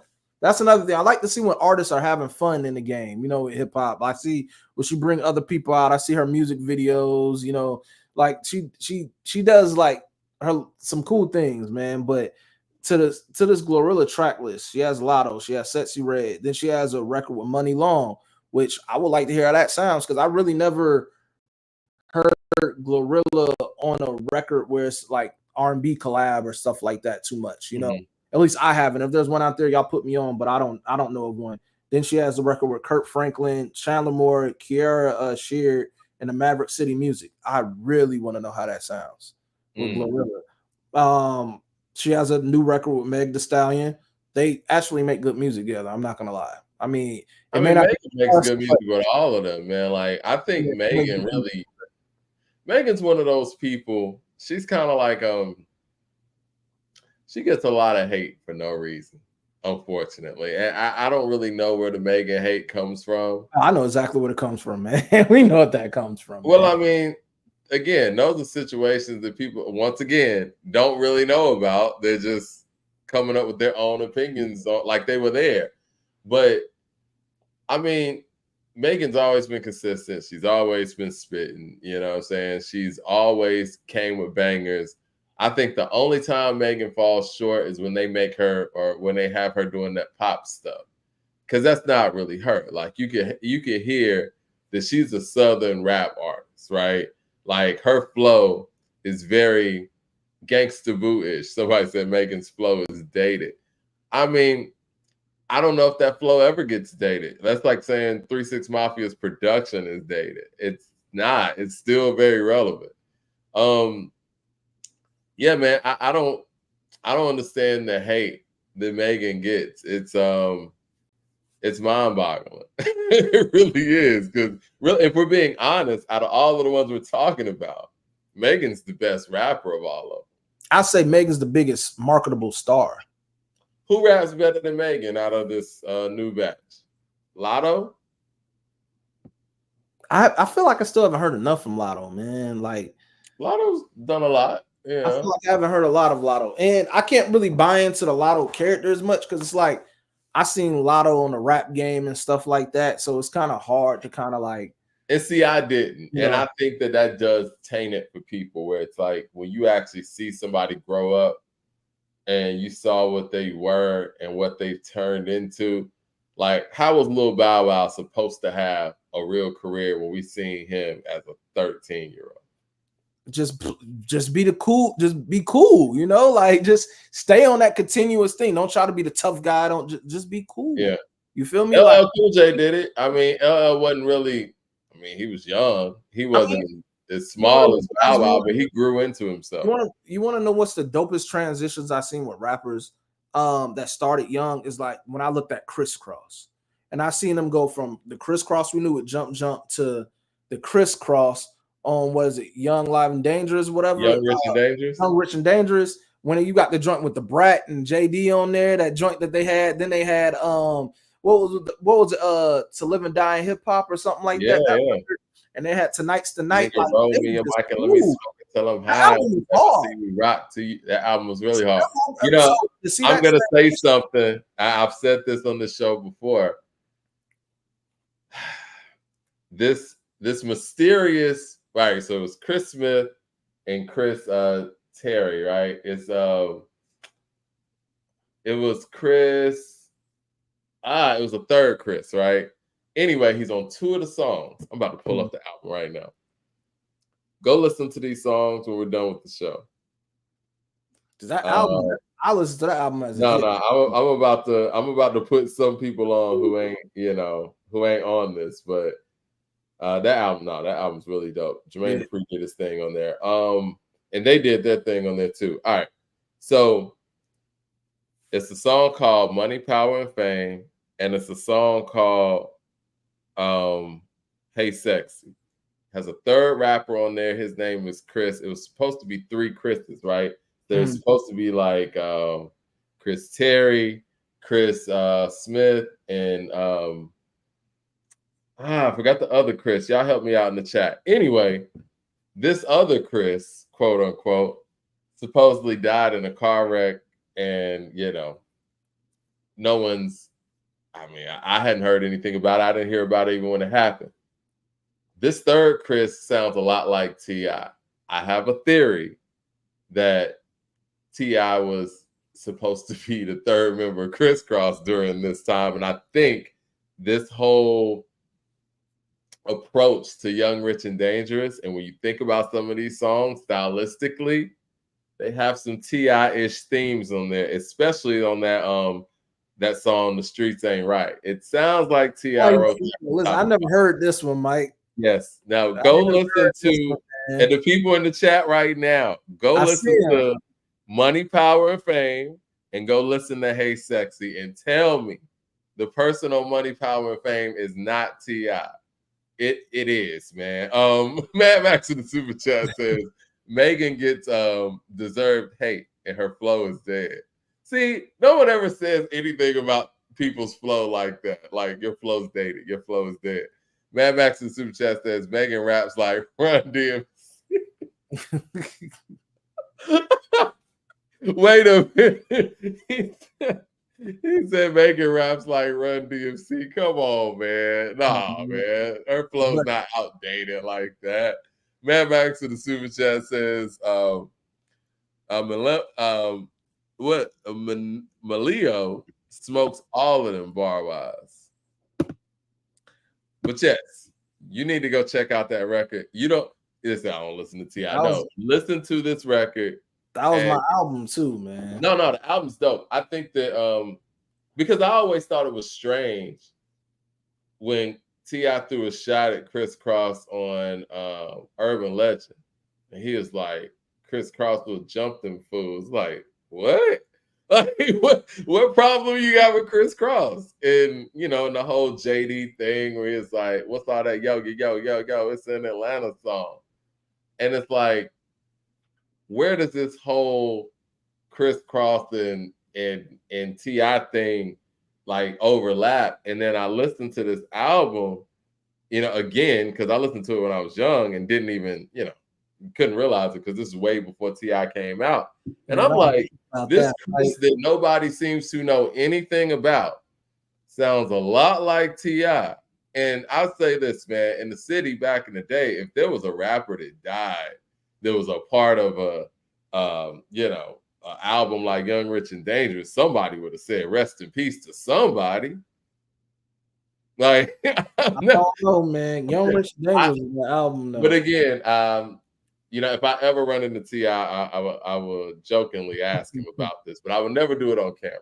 I would never do that on camera. But yes, I have a theory that this other Chris, or the guy that's on this Criss Cross album, is T.I., and I think that T.I. had a lot to do with how they were changing up their flow a little bit. Even let's think about their flow had a lot more like West Coast influence, though. On this album? Yeah, Young, Rich, and Dangerous had more so of a West Coast, like a West Coast and that early Chicago feel to it a little bit too. Well, yeah, I'm sure the Brat had some influence too. But it had a lot of that West Coast.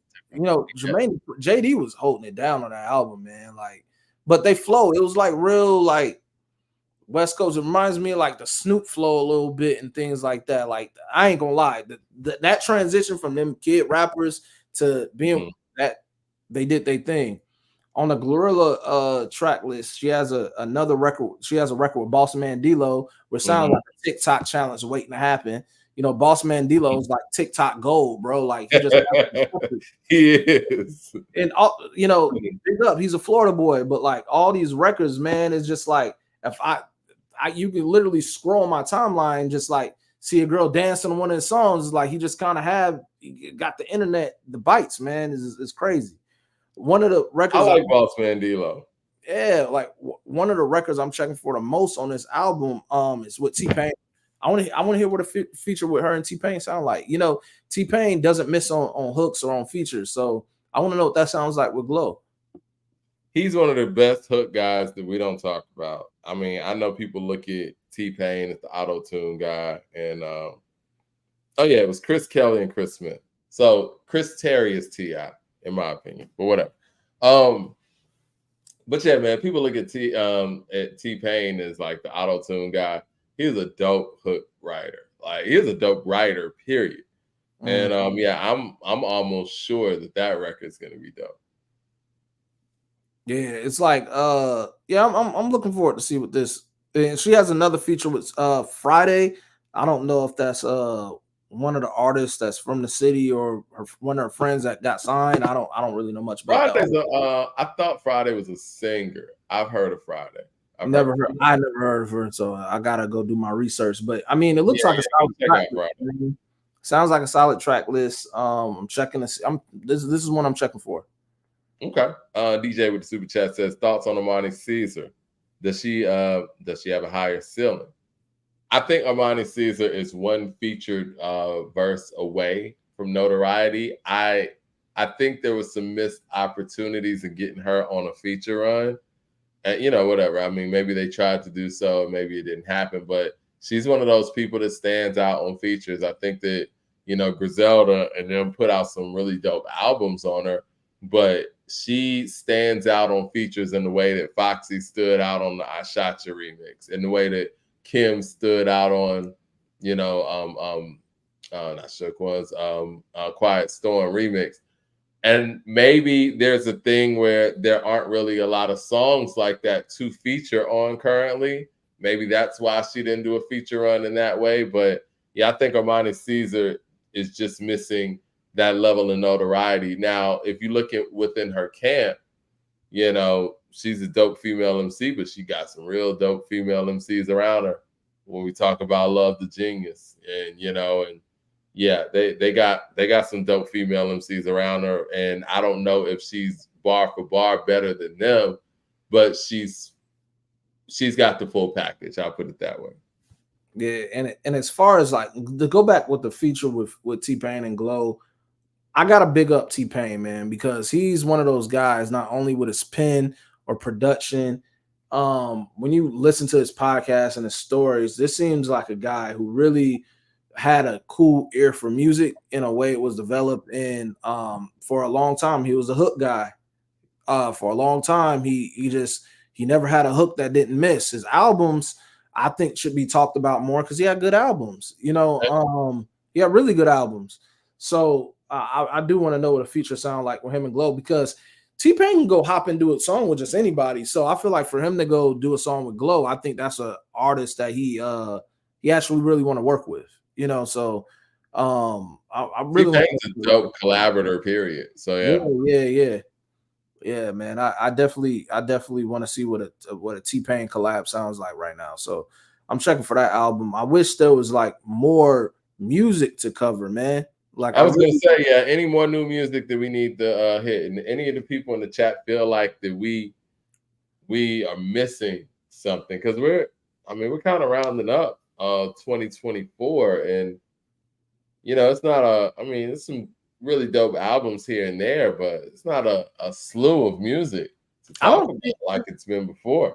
I'm gonna be honest, unless Cardi comes by the end of the year, I don't see another major release. If I don't see Cole's not coming. You think Cole's? I don't know. I don't know. I don't think there's momentum around it anymore right now for him to come. Don't either. I don't know what Cole can do to get momentum up, to be honest with you. Just get back on his feature game run. I mean, he just did a dope feature. With Rocky with Rocky, yeah. Yeah. I mean, is Rocky coming this year? I know he was working on the album. Is he dropping this year? We never know with Rocky. Yeah. According to Drake, he's a model now. Yeah, it's like I don't really know, and I don't even know if we're getting that Clips album this year too. So I don't really know what Kanye might come this year. you know, if he's gonna I drop. mean, you can't even bet on that. Like, I mean, that was posted a couple of weeks ago, and we still ain't heard nothing about it. Like, so like I like the OGs that dropped this year. I like the LLs. I like MC Light. yeah, But this year we really didn't have any major drops, man. It's kind of a disappointing year for albums dropping in hip hop right now. I mean, yeah, Common, LL, MC Light, um, um, um, tripping. Hold on, it's another one, tip of my tongue. People in the chat are probably gonna help me out. It'll come to me in a second. But yeah, the OGs held it down this year. I know they were teasing. Well, they're saying that Dr. Dre and Snoop would drop her. Snoop's dropping that I album. think they said that was supposed to drop in November, right? Yeah, something like that. We'll see. I mean, if that drops. M dropped this year. Oh yeah, he did. Future drop. He dropped like 3 times. I mean, we forget 3 that. times. You know, this is what I'm gonna say, man. And I think the Future joint got joints on it, but he dropped 3 albums, dude. Like, can you imagine if Drake dropped 3 albums or somebody like that? Like, we should be talking. It should be hands down Future's Artist of the Year. It kind of lets you know that those albums didn't really hit from end to end like that. I think really, if we're gonna be honest, those 3 albums, we could have taken the best few songs from those 3 albums and made one really dope album, as opposed to spreading it out in that way. And, you know, all the things that we're saying, I hate to get back on this, but Drake kind of addressed in Family Matters. Like, you know, talking about A$AP Rocky, you know, basically being a model now. He talking about your fit again. You know, he's talking about the him and Future and Metro had 2 albums, skimmed through it. I mean, I think Family Matters is going to age very well. There's a lot in there, And when you look back at the year, I think the way that he's acting right now, like you said, the whole sore loser thing, it's really hurting these songs. But if he was able to just get off of it and let people listen to the records for what they are, I think that record's going to age well. I think Family Matters did well as far as a response to everybody as a collective, but singling out Kendrick, nah, because like that's I think the last verse is pretty good though. I like the flow switch, but here's the thing about that record that is like when you really break down what he's saying about Kendrick, is that's why I say people had a lot of contradictory takes on what Dot said on Not Like Us and what he's saying about OVO and everything, because Drake that's the same record on Family Matters where he's talking about the baby might be Dave Freeze. You know what I'm saying? And I was gonna say, I feel like that's where that started. Well, this is where that whole A minor, that I always thought that was a play off of the baby might be Dave Freeze. Like, you know what I'm saying? And I always thought that was a response to that. Family Matters set a lot of standards, but I think, again, I said this before, Family Matters' Achilles heel is the fact that Drake thought it was over after he made that. That's the issue. That's the issue. He didn't feel like he was going to have to respond after that. He thought that he blew the load on that one, man. Yeah. Just keep on the track. Yeah. He thought this was the knockout punch. And, I mean, when you think about it, rightfully so. I mean, it's a lot in there. And you know, another thing about it, though, it still kind of plays into Kendrick stuff, because when you really line up these records, like from each one, everything of what, you know, Kendrick said, Drake still played into it. Even on Euphoria, people forget Euphoria was before Family Matters.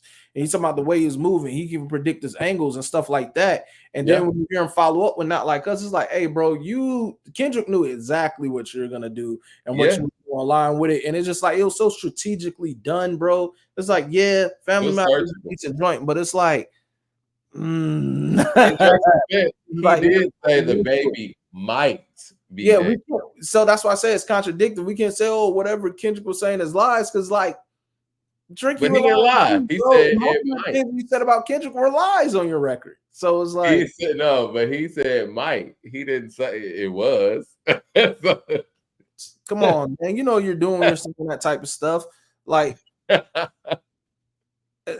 just feel like what Kendrick did, it was more strategically, it was just better, you know, than Drake. Drake got that arrogance and got beside himself, and he blew his load on family, he unloaded his clip on Family Matters and thought it was done. And yeah. you know, Mad Max in the super chat says LL's the only rapper on charts in 5 different decades. Incredible. LL has a place of his own in hip hop history. Yeah, Redman might be coming with the Muddy Waters 2. You know, the way I feel about stuff like Muddy Waters 2, it's a personal favorite of mine. That album is hands down my favorite Redman album. I don't really want to hear sequels to Muddy Waters, Supreme Clientele. Like, I just don't. I want them to live in the way that they live. The only sequel that I felt like really even somewhat lived up to the previous one was the Only Built for Cuban Links 2. And that was refreshing and it was dope. But it still is nowhere near the first one. What sequel album ranks as being one of the best sequel albums to you? All things considered, if we're just talking about in a vacuum, right, and we're not counting the legacy of the degree of difficulty following up a classic, it might be the Carter 2. I'm saying that slow because I'm trying to think. I don't want to miss anything. It might be the Carter 2, but if we're talking about living up to, following up to an incredible album, I'm going to have to say Only Built for Cuban Links 2. I'm surprised you didn't say your guy. What, Stillmatic? Yeah. That doesn't really count. That's not Illmatic 2, but I guess it's somewhat. So, if we're counting that as the tone of the album. Okay, hold on. If we're going there, then it's 2001 from Drake. If we're going there, it's the Chronic 2001. Yes. I guess I'm just thinking about just putting 2 at the end of it. But yeah, if we're going there, it's going to be the Chronic 2001 to me. So I'm not going to say this one is the best, but I think it was a good follow-up effort, especially being years later after the album drop. I don't think Game gets a lot of credit for the documentary 2. Oh yeah, the documentary 2 is crazy. The documentary 2 was good. Yeah, documentary 2 is. I'm not a fan of sequel albums, but the documentary 2 was pretty good. Well, see what I don't want to contradict myself because I've always said that if you're gonna, I never like double albums, right? Mm-hmm. And if you're gonna do a double album, split it in 2. And Game did that.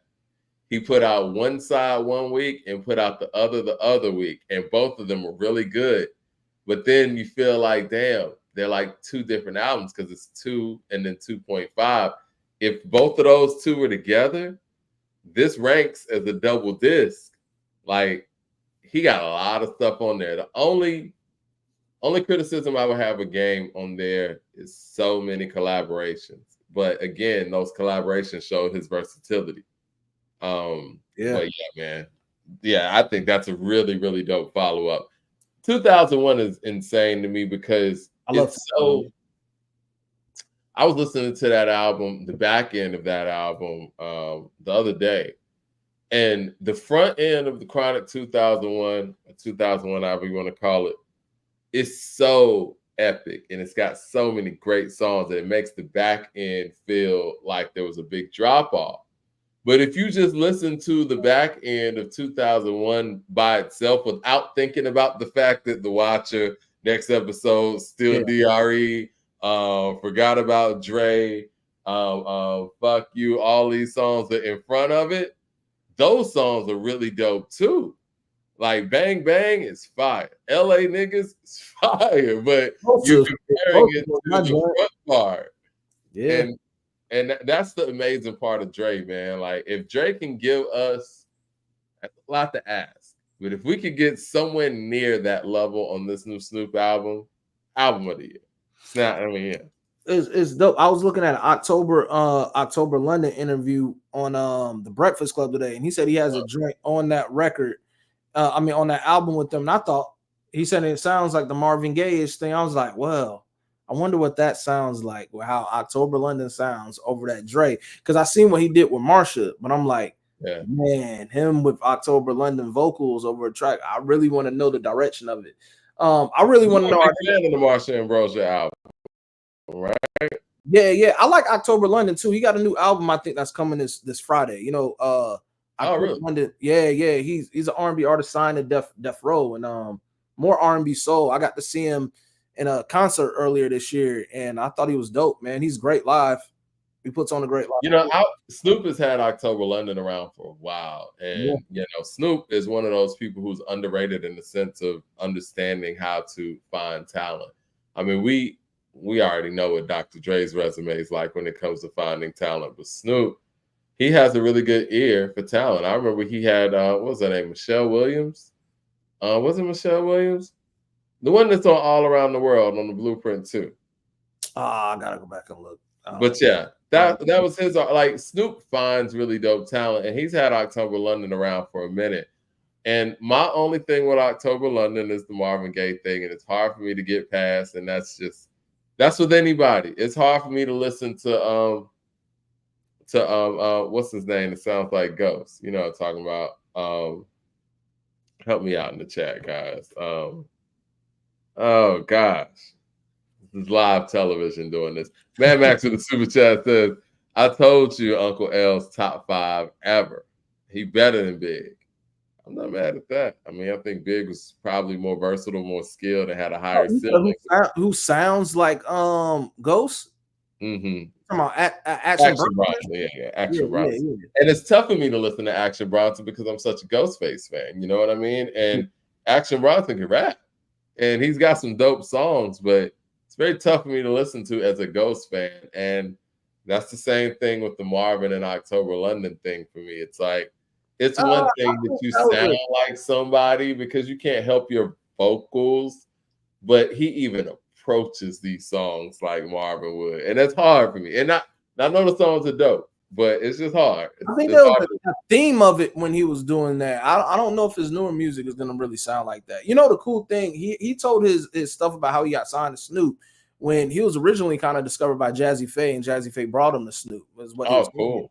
And because Snoop Latoya Williams, I'm sorry, not Michelle Williams. That's definitely Latoya Williams. So the cool thing with October London is, like he said, he produced and he was rapping. And being that you could do all three, yeah, man. I think October London is one of those treasures. I'm gonna listen to the album for sure. Like, it's one of those treasures. Yeah, you got Michael Williams with the super chat before we get out of here. He said KD3 and Volume 2 are 2 of the best sequel albums. How are we counting KD3 as a sequel? I thought that would have been KD2. I don't know. All right, well, let's get up out of here, man. We do have that new music Friday. We've got GloRilla and we got October London. We're going to check that in and, you know what I'm saying, and check in with the people on Monday. Yeah, if there's anything else, y'all let me know. Yeah. Please let us know what we're missing, and you know, keep the good news going, man. Hit like and subscribe. We really appreciate you rocking with us today, man. And shout out to the people at the Paid in Full Foundation. I think that's a great initiative. Yeah, I like that. We need more of that stuff in hip hop, and we need the hip hop collective to come together and support, you know, the people that already got it running. You know, why not? That's one thing I won't take away from Nas, man. He's always paid homage to the culture and always been about hip hop, man. He's always kept hip hop. Yeah, he's embodied it. He was born the year it was born, so you know, he is hip hop to a certain extent. Yeah, facts. All right, yes, sir, guys. All right, y'all. Yep.